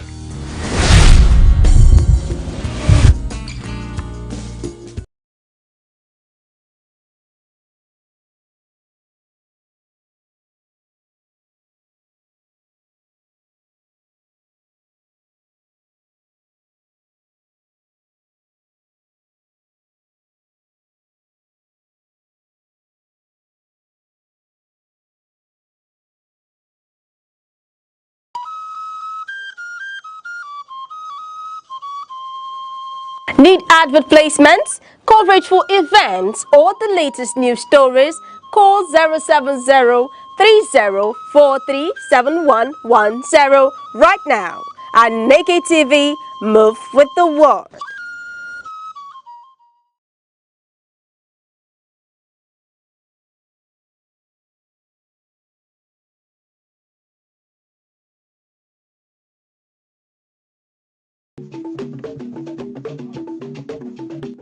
The Insight with Uche Osai. Having the political will to confront whatever is the challenges. Igbo man wrestles with With the tortoise that had a lot of ingenuity, a lot of ideas, and the tireless. It will take the bold mind of government in power to say, let there be electoral reform, no matter who sorts is God. I was there. We did everything. All of us came and supported him with our last blood. In-depth analysis, expert views, real voices, uncover the stories shaping Nigeria today. Deep dive, honest, unfiltered, only on The Insight with Uche Osai on Aneke TV. Join us.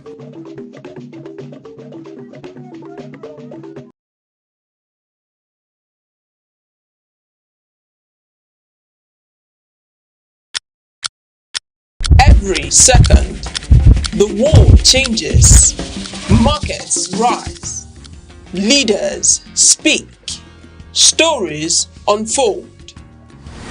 To keep up, you don't just need news, you need clarity, you need speed, you need perspective. That's why Aneke TV brings you the global pulse. Accurate, reliable, right when it matters most. Aneke TV. Move with the world.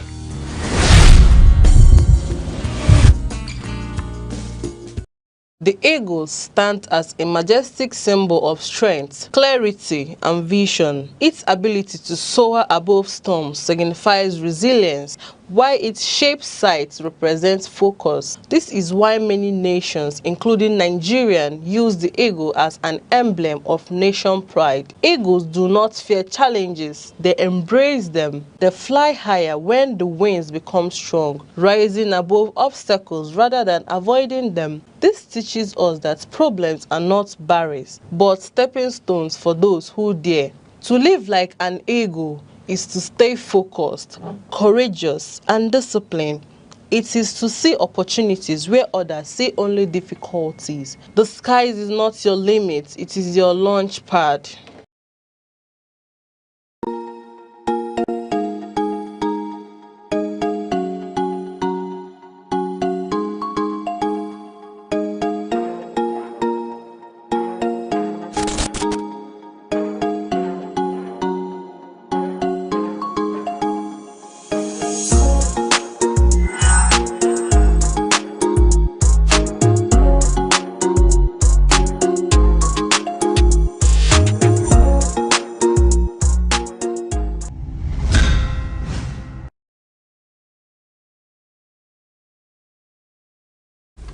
afternoon, and thank you for joining us today on The Insight. But before we go into the program proper, we apologize for bringing this program out of schedule.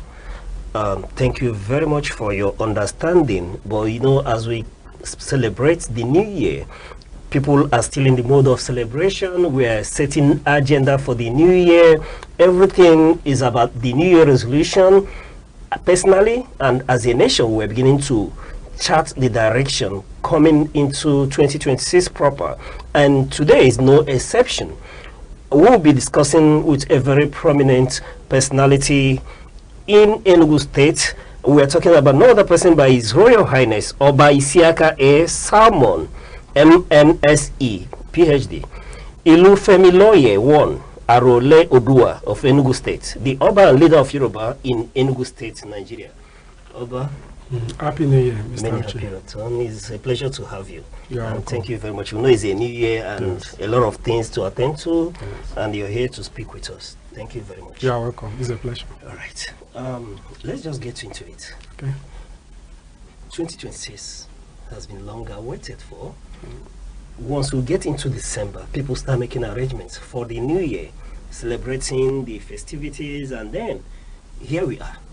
2026 is finally upon us, and today is the second day of 2026. And I want to, since we are looking at your prospect for 2026, I want to ask, what are these prospects, the agenda for 2026? Yeah, thank you so much. And I want to use this opportunity to thank the Almighty God for preserving us to see the year 2026. We pray to the Almighty God to continue to preserve us. As for the resolution and our prospect for the new year, myself, I like a saying that before you project anything, it's better you know where you are so that you can be able to make a kind of informed decision and set goals that are really realistic. It will be better to start from a brief review about 2025, which is a year that God has made us to survive, irrespective of the challenges nationwide. Talking about 2025, a lot of things happened in 2025. When you talk about economy, we look at the issue of security, and in the political angle too, we witness a lot of development. To start with the economy in 2025, we could see that on February 28, 2025, the 2025 budget was signed by the President Bola Ahmed Tinubu. The proposal was 54.9 trillion naira against the initial figure of 49.7 trillion naira initially submitted to the National Assembly. Then moving forward, during an interaction between the Minister of Finance and the Coordinating Minister of Economy, Mr. Wale Edun, around December last year, during an interaction between him and the National Assembly, he said something that the performance of our 2025 budget was 30%, that almost 70% will be rolled over to 2026. And he explained that this shortfall was due to the shortfall in the revenue, that the federal government targeted to realize about 40.8 trillion naira in terms of revenue. But at the end of the day, federal government realized 10.7 trillion naira. And as such, they could not really fund the 2025 budget as they intended to do. And also, when you look at 2025 on the economic front, the poverty line, in fact, there was an index, according to the World Bank, around October 2025, that Nigeria now has almost 139 million people living below the poverty line, which accounts for almost 61% of the population. It's not really a good one. But on the positive note, we could see the establishment of some regional development commissions, like Southeast Development Commission, South-South Development Commission, North Central Development Commission. As it stands now, I think 2025, the federal government, through the Act of Parliament, was able to establish 6 regional development commissions. And we believe that these commissions, by 2026, when they will start receiving their funding, they will be able to bridge the infrastructural gap in their respective region. Another thing that also happened in 2025 on the economic front, which is of worthy of note, is the issue of tax reforms. 4 laws were signed by the president on June 26, 2025. The laws, according to the expert and what we've seen, what we've heard, that they are very comprehensive in nature. And these laws are expected to bring some good tidings, like increase in the revenue collection, like to attract both local and foreign investment, and also to improve business environment. However, in December 2025, a prominent member of the House of Representatives, Honorable Abdulsamad Dasuki from Kebbi Tambuwa Federal Constituency in Sokoto State, raised a concern that what was passed by the National Assembly, it was not the same thing that was assented to. And based on that, I think the National Assembly has inaugurated a committee, another committee, to really find out and to investigate the allegations, so to say, raised by Honorable Dasuki. Though a lot of people have called for the suspension of the implementation of the tax reforms, pending the determination of how true or false the allegation raised by Honorable Dasuki. So, by that, I could say that 2025 was just a year of economic challenge. Though the federal government is trying to put some policies and reforms in order to stabilize the exchange rates, and we could also see a kind of competition in the petroleum industry, because these are the two things that are really very fundamental when we talk about economy. Because as we know, price of petroleum motor spirits affect almost everything. But we could see that local investors are coming up. I want to encourage federal government that they should continue to open up that petroleum industry and make it to be very competitive, so that we can witness a kind of a further reduction in the price of the petroleum motor spirit. So that is on the economy. On politics, 2025 witnessed a lot of political development. We could see that prominent opposition figure, like His Excellency, former Vice President of the country, Alhaji Atiku Abubakar, His Excellency, Mr. Peter Obi, former Governor of Anambra State, the former Senate President David Mark, the former Osun State Governor Ogbeni Rauf Aregbesola, former Kaduna State Governor Nasir El-Rufai, and a lot of opposition figures came together sometimes in July 2025 to announce ADC as a kind of a platform they want to use to unite the opposition figure together.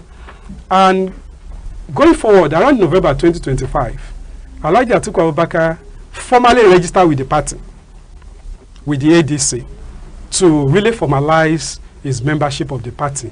And also, I think on 31st, the last day of 2025, we saw His Excellency Mr. Peter Obi at Aneke Lake Resort in Enugu here, also register officially with the party, and we could see some notable politicians around him that day. We could see somebody like Dr. Sam Egu, former governor of Ebonyi State. We could see some sitting senators, like Senator Inaya Baribe from Abia State, Victor Ume from Anambra State, and we could see a former senator from Enugu State too, Senator Gilbert Inaji, also identifying with the ADC platform on that day, and also a former senatorial candidate of the APC, Princess Ada Obu, also identified with the party on that very day. And also, we saw a lot of defections, governors, senators, House of Rep members, moving from the party on which they won election to majorly to APC. We could see a state like Enugu State, for instance, His Excellency Barrister Peter Ndubizumba defected from PDP to the APC. We could see Rivers State Governor leaving the PDP to APC. We could see Osun State Governor leaving the PDP to Accord. We could see a state like Delta, right? Akwa Ibom, Bayelsa, almost 8 PDP governors left their party, and all of them went to APC except Governor Adeleke of Osun State, who went to Accord Party. Yes. So on the political scene, we see a lot of development, people moving from one party to another.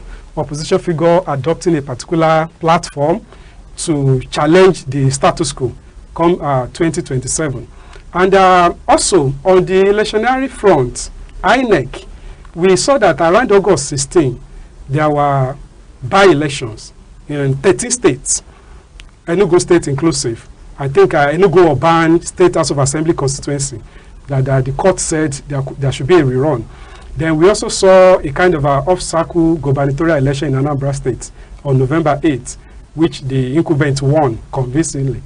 Then also, we noticed that around October, the former INEC chairman, the tenure ended, and the new person was appointed in person of Professor Joas Ojo Amupitan. So these are the developments from the political scene. On the security, we saw a kind of increase in banditry, kidnapping, and worshippers are affected, school children, and so on.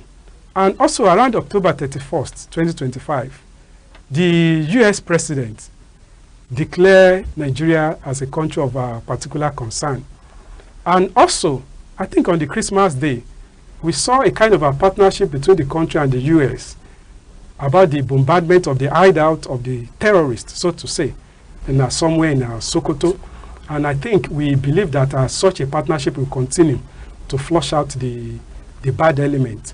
And we also saw that the president thought it wise to declare a state of emergency on security, whereby he ordered the release of funds for rehabilitation of police training institutions across the country.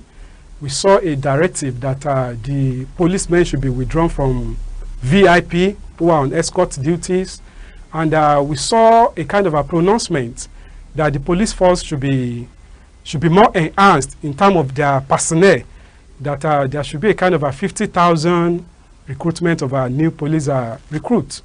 I think those are the major events on their security side. And also, we also noticed that some of the service chiefs were replaced, so to say, to bring in fresh blood to strengthen the security architecture of the country. So these are my reviews about 2025. So going forward for 2026, I will advise the federal government to sustain the efforts in restoring security back to the country, because that is very essential. Without security, you won't be talking about any development. Without security, no investor will come and invest in a non-secured environment. So the partnership should continue with our relevant stakeholders. And the state of emergency that has been declared under security, the policies and pronouncements should be backed up with actions so that we could actually see the effects. All right. Listening to you, even anyone who's been away from Nigeria will know that you're conversant with the happenings in the country as a leader. Good. We've seen your narrative of the happening, and they are quite accurate. But you've just stopped at advising the federal government on the area of security.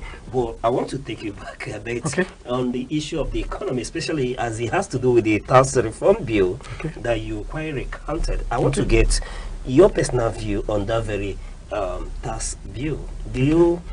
Are you one of those who are of the view that the federal government should have stepped down implementation pending when a proper review and investigation around issues surrounding the tax reform bill is completed? Okay. On a personal note, the laws were assented to by Mr. President. But someone who is an insider, because he's an House of Representative member, raised a serious concern about what was passed and what was assented to. So I will also advocate that there should be suspension of the implementation of the law pending the outcome of the investigation, so that we can actually know the law we are trying to implement and there won't be anything secretive about it. So on a personal note, I will also advocate that the implementation of the policy should be suspended pending the outcome of the investigation ordered by the National Assembly. All right. While your taking is quite up on that issue of the tax bill, but do you see this tax bill as being one of the reforms that we need presently as a country in terms of uplifting people from poverty. You know, as when you were speaking, you did mention that reports, you know, that the index report that said that most Nigerians are slipping into poverty. Do you think that that's the reform we should be pushing at this point in time? And does it have the capacity to help the economic projection of the nation in this 2026? Okay, when you talk about tax reforms, honestly, we need some bold reforms in this country because something is obvious.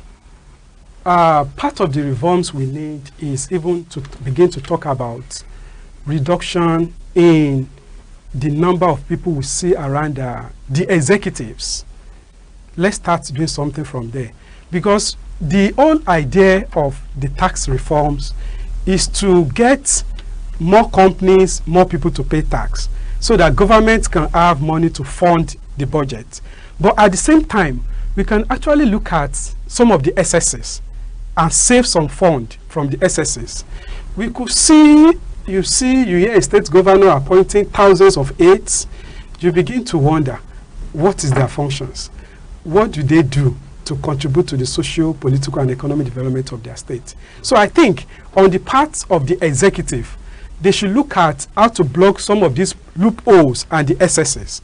Then after doing that, then the tax reforms can now come into play. If you own a company, you should pay an appropriate tax so that government will really have fund to do some of their social responsibilities and what they need to do for the society. So for me, my advice for the government is that first of all, yes, we need tax reforms, but the government should also look at some of these SSs around people in government and look at a way of reducing some of these SSs in order to save some funds. Then thereafter, we can now begin to talk about how to widen the tax net and bring more money to the government coffers. All right. Let me move away from that now. While you were still speaking about the happenings in 2025, you made mention about the leadership change in Aneke. And then here is 2026. Yes, we've had the off-cycle election in Anambra State, yes, and some few other places. Yes. Then 2026, preparatory to 2027. What is your take, or do you have confidence in this new leadership of Aneke to properly lead an election worthy of the people's trust in 2027? Okay, the Aneke, if we watch from 1999 to date, we could see that there are some improvements in terms of our policies, in terms of our getting it right. I want to commend the Aneke for trying to improve at every election cycle. And what I would advise is that, like during the 2023 elections, a lot of things were promised in order to bring more transparency to the process. Like we could say something like Beaver's machine, right? We could see something like promise of a transmission of the results, online transmission of results. I think INEC should continue to work and explore some of these technological means in order to continue to improve the confidence of Nigerians on the electoral process. So for me, I think all Nigerians, let's continue to trust INEC. Let's continue to encourage INEC. Why I also call on the leadership of INEC that going forward, all eyes will be on the leadership of INEC, especially the new person that is coming on board. People want to see things that are different. People want to hear about elections that after the election, nobody will even feel like challenging anything in court because of the transparent nature. So for me, INEC should continue to be independent. INEC should continue to conduct their businesses transparently so that at the end of the day, it will even solve a lot of this problem of post-election litigants, because you could see when they are going to maybe tribunal, they will always join INEC also to come and say whatever they know, why they declare so as a winner or not. So I want to encourage the new leadership of INEC to continue to be transparent, to continue to work with relevant stakeholders, and to be truthful in all their dealings so that the confidence of Nigerians about the electoral process in the country can actually improve. All right. Now, let's look at issue of security. What, when we were speaking, you made some projection for 2026 in terms of the collaboration between Nigeria and the US, and that we hope to see more of such collaboration coming, going forward in 2026. But what I actually want to get out from this is this collaboration that has seen about the bombing of Sokoto, and a lot of activities geared towards, eradicating terrorism, banditry, as we've seen in the north. Do you see that being sustained in 2026 and having the capacity to, begin to make people feel more secure, let's say in the south, where we've seen a lot of kidnapping as well? Do you see that as being impactful in that area, or do you advise the government that beyond such collaboration, we should step up as a country, as in terms of securing life and property in Nigeria? You agree with me that traveling within, let's say, from Enugu to Lagos is no longer a mean feat as it used to be, where people had to go pray days. Then at times you have to rather pay exorbitant airfares rather than keep money for kidnappers along the way. What's your take, and what do you tell government directly concerning this issue? Honestly, the fundamental responsibility of any government is to protect the life and properties of our citizens. And any government that fails to protect the lives and property of our citizens does not want it. And as such, I will advocate for continued partnership with all relevant stakeholders. And whatever we are doing, it should be very holistic. It should not be concentrated in a particular region of the country, because insecurity is everywhere in Nigeria, like you rightly said. So, in doing this, the partnership with the US should be sustained. The state of emergency that has been declared on the security sector in the country should be sustained with actionable plans. The security personnel, they should be motivated to do the right thing. And also, there should be a kind of a feedback. Do you get it? Government should set up a machinery in place to actually get feedback, because what is going on in the country is that there are sabotage. There are sabotage even within the security apparatus, as we could say. So the federal government should set up a kind of a mechanism to get real feedback. If funds are released, maybe to do something for the personnel, to cater for their welfare, so that they'll be energized and do what they are supposed to do. So government should do something like that. So I will continue to advocate for continued partnership, and whatever we are doing should be holistic, should cover everywhere in the country, so that anywhere you live in, you feel secured and you can carry out your daily activities without fear of being attacked. Holistic in approach. Yes. Let me move away from the happenings. I'm speaking to a leader of men, the leader of the Yoruba nation in Enugu State. And I want to ask, this is moving away directly from this issue. What has been the collaboration with your hosts, speaking about Enugu State? Okay. Yeah, how has it been like? Has it been harmonious? What's the experience like so far?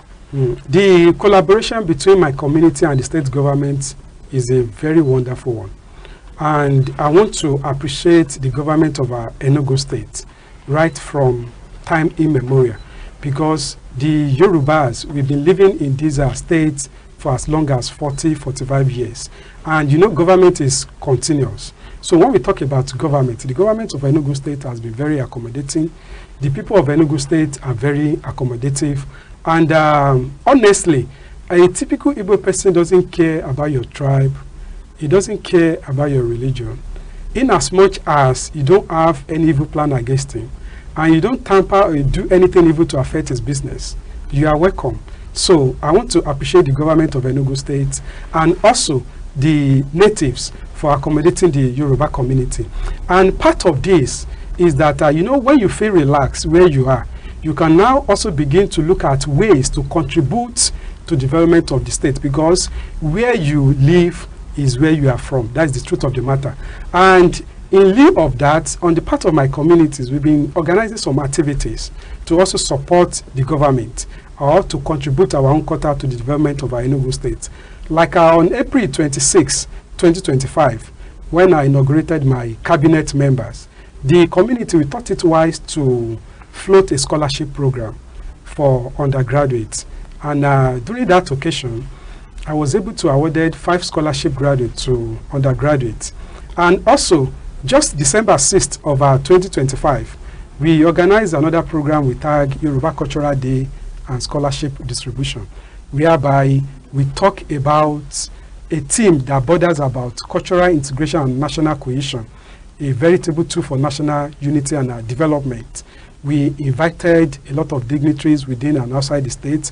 And also, we also used that occasion too to award additional 20 scholarships as part of our effort to contribute to the educational development of the state. And the beneficiaries, it was not segregative.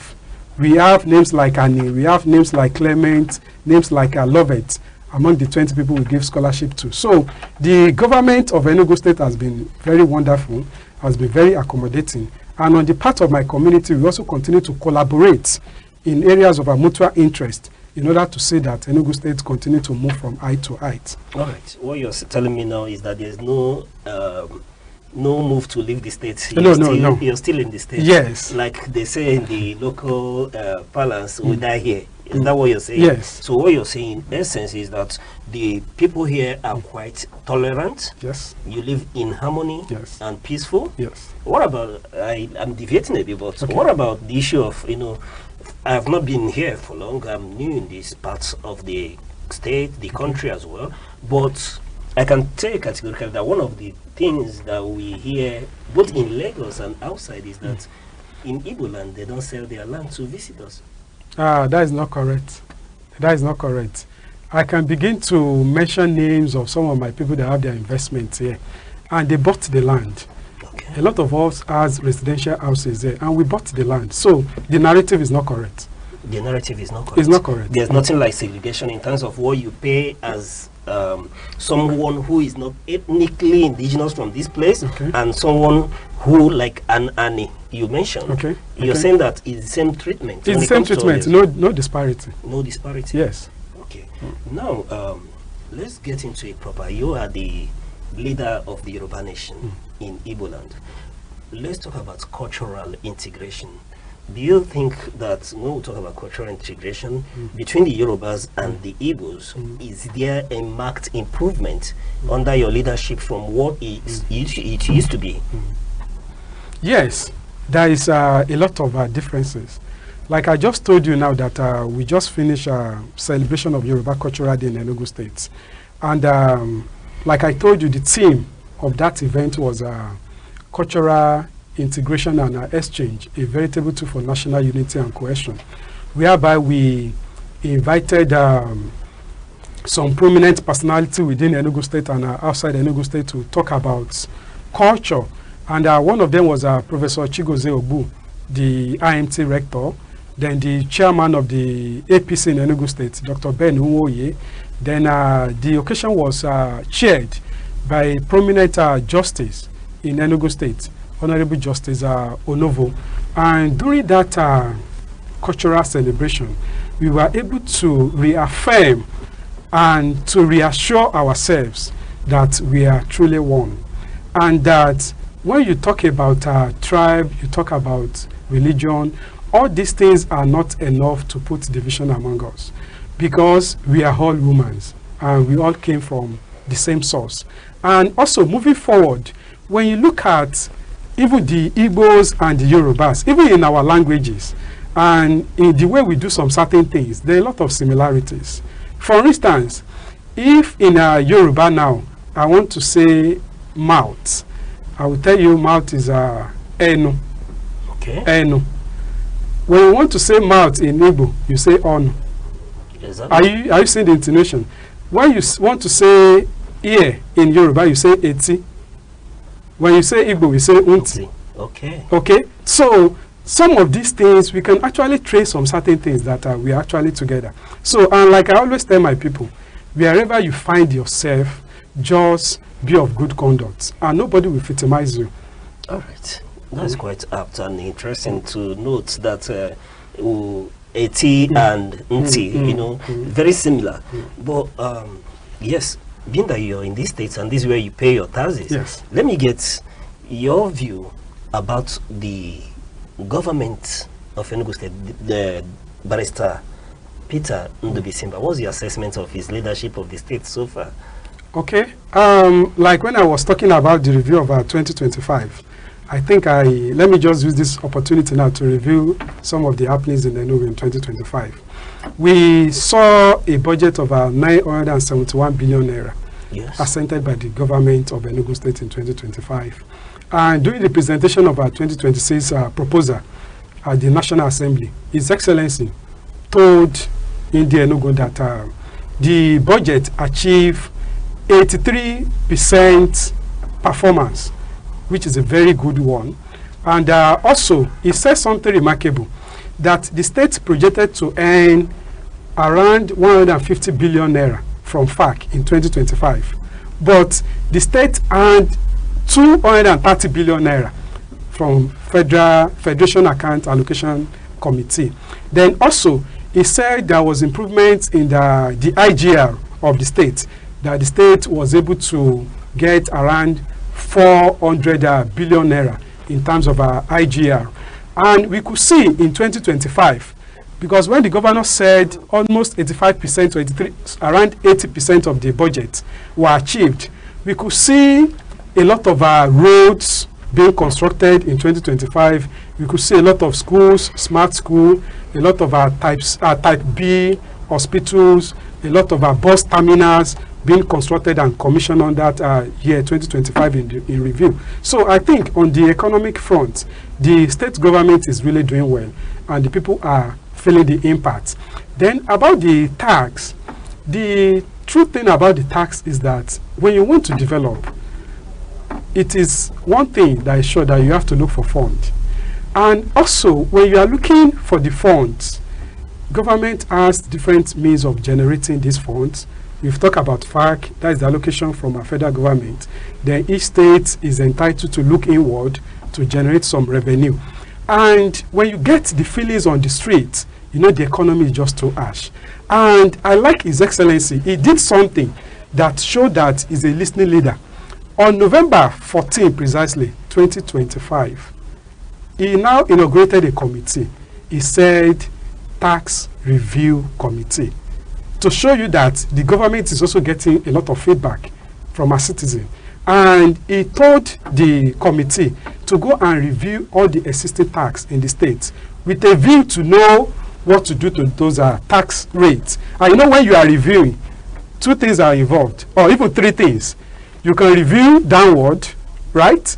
You can maintain the status quo, or you can also go up. But I think for the government to inaugurate that committee, I think the government has gotten some feedback, which the government now felt that there's a need for review. So we believe that when the committee is done with the assignment, there could be some adjustments so that the economic pressure on the citizen could be somehow relieved. All right. All right, that's quite interesting to hear, and I know they are watching, and they will get that feedback as well. But I still want to take a little bit not higher than what we are talking about, because I'm speaking to not just a leader, but you're equally a cultural leader in the state. And where I'm going to is the issue of Nigeria as a place. There's a lot of cultural diversity. And when we talk about cultural diversity, you speak to a lot of multi-ethnicity in Nigeria. And with that, we've seen a lot of disparity, cultural intolerance, ethnic intolerance, religious intolerance, because where you have multi-ethnicity, there are multi-religion. We have the Christians, the Muslims, and equally the traditional worshippers, and a whole lot of others. You know, a lot of times we don't accommodate all these other ones as well. But where I'm going with this is, for example, let me give you an instance. In Rwanda, for example, when you ask a Rwandan, for instance, where are you from? He will not say, you say, I'm from Rwanda. You won't hear something like, I am from Enugu. You won't hear a Rwandan tell you that I'm from Lagos, I'm from Oshun, or a Rwandan tell you that I'm Tutsi or Hutsi, right? They tell you I'm Rwandan. In fact, it's actually a crime to even ask someone from Rwanda, where are you from, in terms of trying to relate it with other ethnicity, for instance, and then bringing it back to Nigeria. As a cultural leader, what would be your advice to Nigerians and the government of Nigeria for us to really, bring our ass together, see ourselves as a people, one under God and under a nation called Nigeria? This issue of different ethnic background in the country is something that should be source of strength to us and not source of division. And like I will always tell my people that your ethnic should be about your conduct, and everybody should be proud to be called a Nigerian. And I think there is something that is very fundamentally wrong that we need to correct. Is about this issue of citizenship and state of origin. Okay. I think that is just the bottom line. If the government can do something like this discussion about constitutional amendment, when the ad hoc committee on constitutional review came to Enugu around July, and I made a presentation on behalf of my community there, one of the recommendations I told them is that the issue of citizenship should be adjusted, and where you live should be where you are from. That is as simple as that. If you have someone, irrespective of where you are from, and you've been in Kaduna, you are doing your businesses there, you are paying your tax there, do you get it? Then you are from Kaduna. When we begin to do something like that, honestly, you will see everybody, anywhere you see yourself, that Nigerian identity will be easier for us to adopt, and everybody will just fall in line. So I think the issue of our citizenship should be really touched, so that maybe by issue of marriage, by issue of you've stayed in a particular place for a very long period of time, then there shouldn't be any discrimination. All right, that's quite interesting. We'll go on a short break, and when we return, we'll continue to probe on these issues. Please stay with us.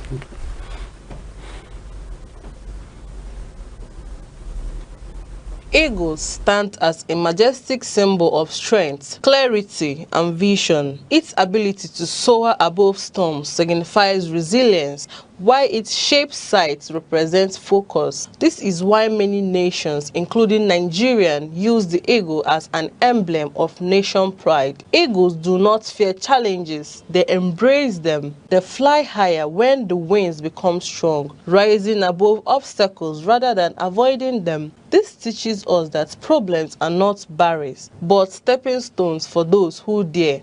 To live like an eagle is to stay focused, courageous, and disciplined. It is to see opportunities where others see only difficulties. The sky is not your limit, it is your launch pad. Health isn't just avoiding sickness, it's a lifestyle. Eat well, sleep right, exercise, and stay mentally sound. Your body is your vehicle for life. Treat it like a treasure, not a trash can.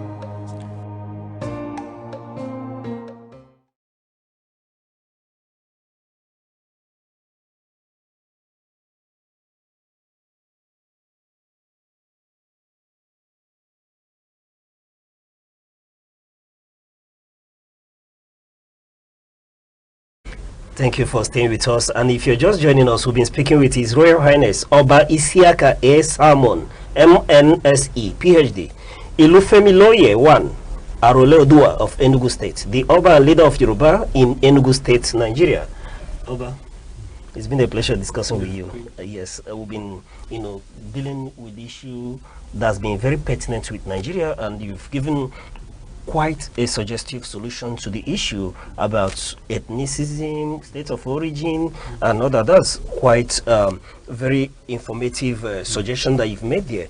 But I want to move a little bit from that now. Let's talk about the girl child and the issue of GBV. That's part of the things that were prominent in 2025. Even in Enugu State, there was a task force that was set up, to pursue the issue around gender-based violence. And I want to, get your take. When we talk about GBV, gender-based violence, a lot of times we are told that there are cultural issues around it, being that even traditional leaders find it difficult to allow their subjects come open to, discuss such that or report such incidents is usually tried to cover within the family. And I'm saying it's difficult for a man who is being beaten by the wife to come and tell people that my wife they beat me. Oh, you understand that kind of thing. But being a leader, I know you handle issues like this in your area. How do you handle such issues, and what do we do? Because we are setting the agenda for 2026 to see that gender-based violence is brought to the barest minimum in 2026. Gender-based violence is something that is on the increase, and all the relevant stakeholders, especially the community leaders, like you said, should step up their game in order to contain this scenario.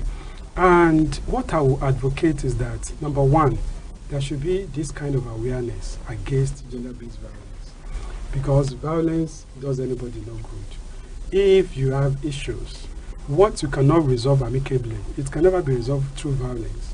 And when you involve yourself in violent acts, maybe against your spouse or people around you, it doesn't even speak well about you, because no matter what, the decency and dignity of every humanity has to be preserved. You don't need to fight before you sort things out. And I will advise the community leaders, the religious leaders should step up their game in order to advocate more against this, and let our preachers, the cleric now, so to say, continue to tailor their sermons on good behavior at homes, in the society, and the community that too, when they bring issues like that, we should always remain truthful. Because one thing you notice is that a lot of times people will see the truth and trying to bend corners. If it is A that has done something wrong, you tell him. And when you are telling him, don't condemn him.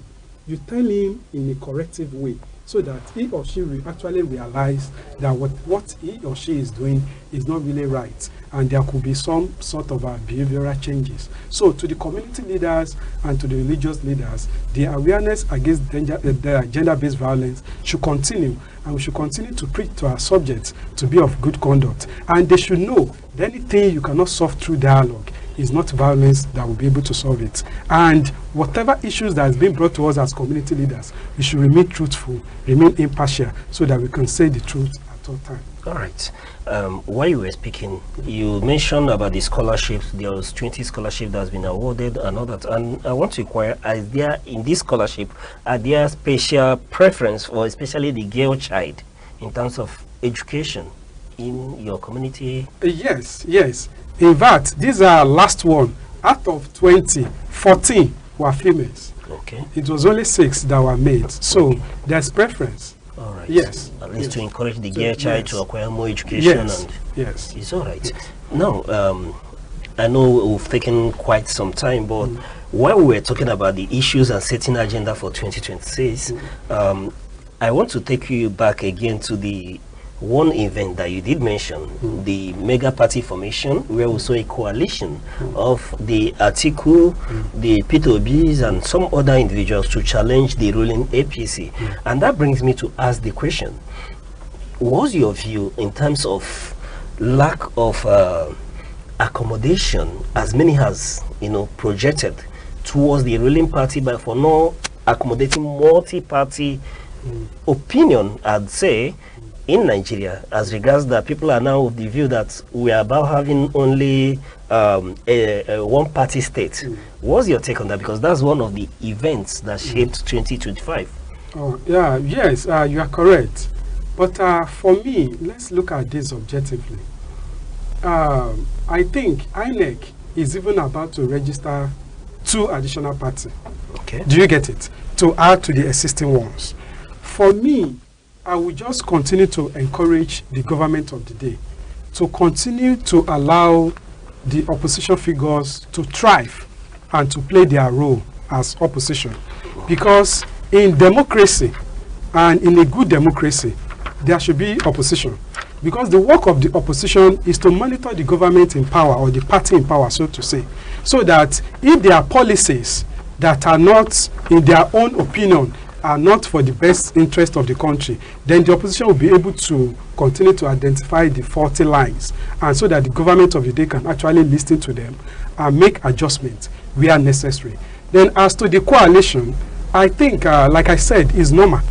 And when you trace the history of even the incumbent president of the country, His Excellency President Bola Ahmed Tinubu, is a product of opposition. So the president can now turn around not to allow opposition to thrive. And we could see he has been allowing a lot of, he has been tolerant, so to say. But there is, Nigerian situation is very complex. As a leader, some persons may even be doing some certain things in your name without you being aware. Maybe in order to play psychophancy or to be in the good records. Do you get it? But the current president we know is a product of opposition. And as such, I believe he will continue to allow opposition to thrive. And to opposition figures, yes, if they have better agenda, if they have better alternatives to our problems, then they should talk to Nigerians. Then at the end of the day, Nigerians will decide who they want. All right. Now, the agenda 2026 proper. Let's set the agenda for 2026. What will you be... Yes, let's go back to it. Let's start from the federal government. What will you be telling the government as we march into 2026 proper? Okay. Like I said earlier, there should be sustainability about the partnership between the U.S. and other relevant stakeholders in order to tame the issue of insecurity in the country. That is number one.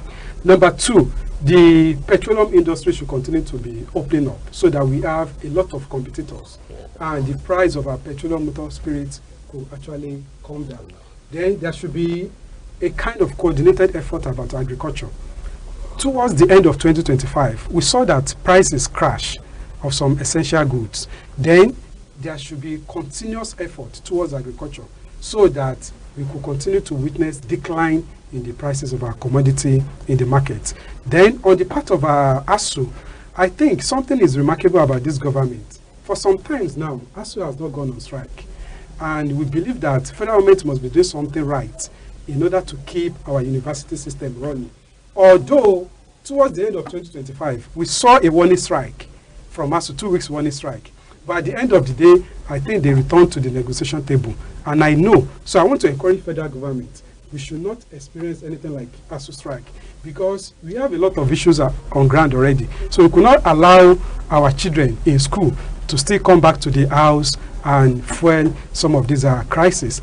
Then also about being accommodative about opposition figures. Federal government should continue to be accommodative. And the president should continue to remember that he's also a product of our opposition. And we want to encourage the federal government to provide that level playing ground for everybody. Like I used to say, the Nigerians are not just dumb and deaf. They can analyze issues on their own. If Nigerians decide that this government has done well, there's no doubt about it. They will return the government because nobody wants to change a winning team. But if federal government feels that there are some areas they need to be more proactive, then they should see it as a challenge and do more for the people. So the bottom line is that the government should continue to allow democracy to thrive the way it's supposed to thrive. So that is for the federal government. Now, coming to state government, like I said, I think His Excellency has really listened to the voice of Enugu people because the inauguration of the committee on review of tax rate in Enugu State is something I took as something fundamental, that the government is actually listening to the people. And we believe when the committee finishes with our assignments, maybe there could be little adjustments in terms of tax collection in the state. Then also, we want to see continuous development of the education sector, like the smart schools we've seen. If you've been to any of those smart schools, you know that the government is really trying a lot. We could see that some bus terminals were opened, and we could see that the transport system in Enugu State is also changing. So that should be sustained. Then also on the security side, I think based on records available, Enugu State is the safest state in the southeast. And we could see that in 2024, the state government inaugurated a fund Enugu State Security Trust Fund. And I know during 2025 year, there were a lot of investment in security. Like we witnessed the purchase of a long-range, 2 long-range drones, security drones. We witnessed early in the 2025 that Mr. President came to Enugu to inaugurate a control and surveillance center. So I think the government should continue to sustain the investment in security so that Enugu State will continue to be safe for all and businesses can continue to thrive. Okay, that's quite up. Then what do you tell Nigerians coming into 2026? Fellow Nigerians, let's continue to be patriotic. Let's continue to go about our normal businesses without any hindrance. And let's continue to support people in government by offering them our prayers, our support, our advice when the need be. And also, when we are setting our own personal agenda, let's set agenda that are realistic so that we will not put ourselves into pressure, unnecessary pressure, so to say. So, if you have a target to achieve this, have a plan to fund it, and let it be steady. Let's not rush anything so that nobody will be put into unnecessary pressure. All right, Oba, let me just hear your thoughts on what you have for the Yoruba nation in 2026. You're their leader, and they will be eager to hear you. Yes. Before, yes. Yes. In 2026, like I said, the scholarship scheme we started on April 2025 is going to be a continuous one. So 2026, we are expecting more of that. In 2026, they should expect more of youth and also woman empowerment in terms of skill acquisition, especially soft skills, so that outside the classroom, our children can also have soft skills to do one thing or the other. Then also, they should look out for more partnership with relevant stakeholders in order to develop ourselves and also to contribute to the social, political, and economic development of the state. That's quite interesting, and that's it today on the Insight. And remember that your views matter on the Insight. Let us know what you think about what the Oba has said on the Insight today, or you have other opinions. Send them in with the hashtag the Insight, all at Aneke TV, YouTube, Facebook, TikTok, Instagram, and we've been discussing with His Royal Highness Oba Isiaka A. Salmon, MNSE, PhD, Ilufemi Loye 1, Arole Odua of Enugu State, the Oba and leader of Yoruba in Enugu State. It's been a pleasure speaking with you. Thank you for coming. Thank you, All right. Till we come your way, same time next week. I still remain your host, Uche Osai. Bye-bye.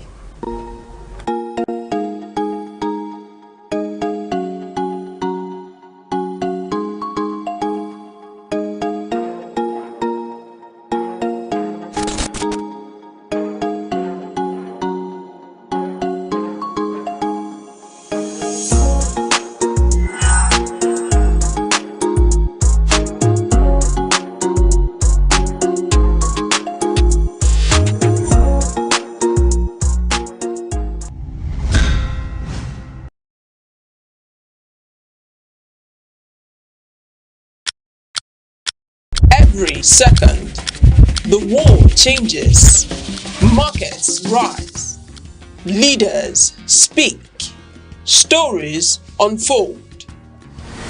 To keep up, you don't just need news, you need clarity, you need speed, you need perspective.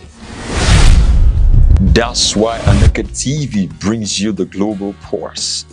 Accurate, reliable, right when it matters most. Aneke TV. Move with the world.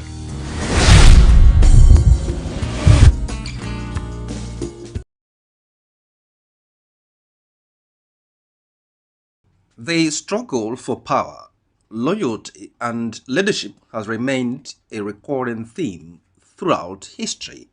One literary work that vividly captures these realities is Julius Caesar by William Shakespeare. Julius Caesar is a political tragedy set in ancient Rome. The play centered Julius Caesar remains a timeless reminder that power must be guided by wisdom, loyalty, and responsibility. Sexual and gender-based violence, SGBV, is one of the most pervasive and pressing human rights issues globally. affecting 1 in 3 women in their lifetime, often by intimate partners. Non-partner sexual violence affects at least 6% of women globally and among adolescent girls aged 15 to 19, with about 15 million having faced forced sex. In regions like sub-Saharan Africa and parts of Asia, including Nigeria, the problem is particularly acute, reflecting deep-seated cultural norms, weak legal systems, and the lack of political will to combat it. In Nigeria, sexual and gender-based violence remains a challenge despite efforts being made by different stakeholders to curb the scourge. This is buttressed by the National Demographic and Health Survey (NDHS) 2018, which revealed that 30% of women aged 15 to 14 have experienced physical violence since age of 15. 7% of women in that same age group reported experiencing sexual violence at some point in their lives, while 1 in 4 women, that's 25%, have experienced spousal violence, emotional, physical, or sexual, by their husbands or partner. What is more disturbing is the prey on children and adolescent victims. According to UNICEF, 25% of girls and 10% of boys in Nigeria have been sexually abused before turning 18. This implies that 1 in 5 Nigerian girls experience sexual violence before 18 years. From metropolitan cities like Abuja and Lagos to rural areas in states across Nigeria, women, girls, men, and boys continue to face physical, emotional, and sexual abuse, often from those closest to them. In some cases, this abuse is perpetuated by influential members of the society. Even more disturbing is that the majority of cases go unreported, buried under layers of fear, ignorance, family ties, shame, and societal silence. Sexual and gender-based violence is not a new phenomenon. Its roots are deeply embedded in history, culture, power dynamics, and deep-seated inequalities in power and social structures, particularly those that perpetuate the dominance of men over women. It's a complex issue with roots in cultural norms, society beliefs, and historical practices that normalize violence and discrimination against women. One of the oldest and most significant roots of SGBV is patriarchy, a societal system where men hold primary power. Societies have historically placed men in dominant roles, with women expected to be submissive, obedient, and silent. This imbalance has often justified violence against women as a means of control or punishment. Harmful traditional practices such as child marriage, female genital mutilation (FGM), widowhood rights, and honor killings are deeply rooted in societal customs. In many cultures, these practices are normalized and rarely questioned, even when they involve violence. Historically, laws and institutions supported or ignored violence against women and marginalized groups. For example, marital rape was not considered a crime in many countries until recent decades. Slavery, colonization, and armed conflicts also contributed to institutionalizing sexual violence, especially against women and girls. SGBV is often used as a weapon of war or conflict, where sexual violence is inflicted to humiliate, dominate, or destroy communities during wars and internal conflicts. Women and girls are often disproportionately targeted by sexual violence. Women have also fallen victims to rape during armed robbery operations. Additionally, economic dependence on men has made many women vulnerable to abuse, as they fear losing support or livelihood if they speak up. In workplaces, schools, and communities, people in authority often exploit their power through coercion and harassment for the purpose of emphasis.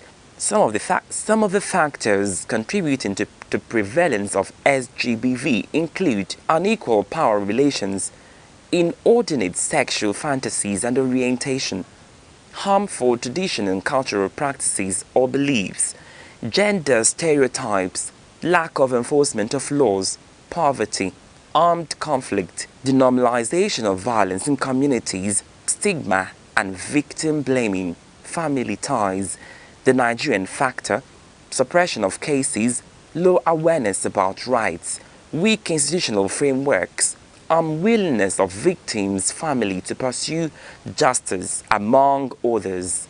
In many cultures, patriarchal norms reinforce male dominance and female subservience, discouraging victims from speaking out or seeking justice. SGBV refers to harmful acts or abuse committed against a person because of his or her sex or gender. It is forcing another person to do something against his or her will through violence, coercion, threats, deception, cultural expectations, or economic means. It includes a wide range of abuses such as domestic or intimate partner violence, forced marriage and child marriage, female genital mutilation (FGM), sexual harassment and exploitation, emotional and psychological abuse. Sexual violence is any act attempted or threatened that is sexual in nature and carried out without the consent of the victim. Sexual violence includes rape and sexual assault, sexual abuse and harassment, exploitation and forced prostitution. It can happen within marriages, especially when there is a lack of consent for sexual activity by one of the spouses. Any sexual activity with a child, any person who has not yet completed 18 years of age, constitutes sexual violence. The impact of SGBV is far-reaching. These acts not only violate fundamental human rights, but also lead to long-term physical, mental, and emotional trauma. It has devastating effects on the development of a child involved, as well as on his or her physical and mental health. SGBV has health, economic, and social impacts on the victims. Victims may suffer from health disorders. Victims may be unable to work or attend school, affecting their economic independence. Survivors often face ostracization, stigma, and isolation from their communities. To combat SGBV effectively, there is need for a multi-sectoral approach that would involve as key actors public awareness. There is need for public awareness on the ills associated with SGBV. Victims, survivors, their families, and other members of the public need information on how to seek help and justice. They need a new orientation on how to handle SGBV cases. They need to be educated on the need of speaking up and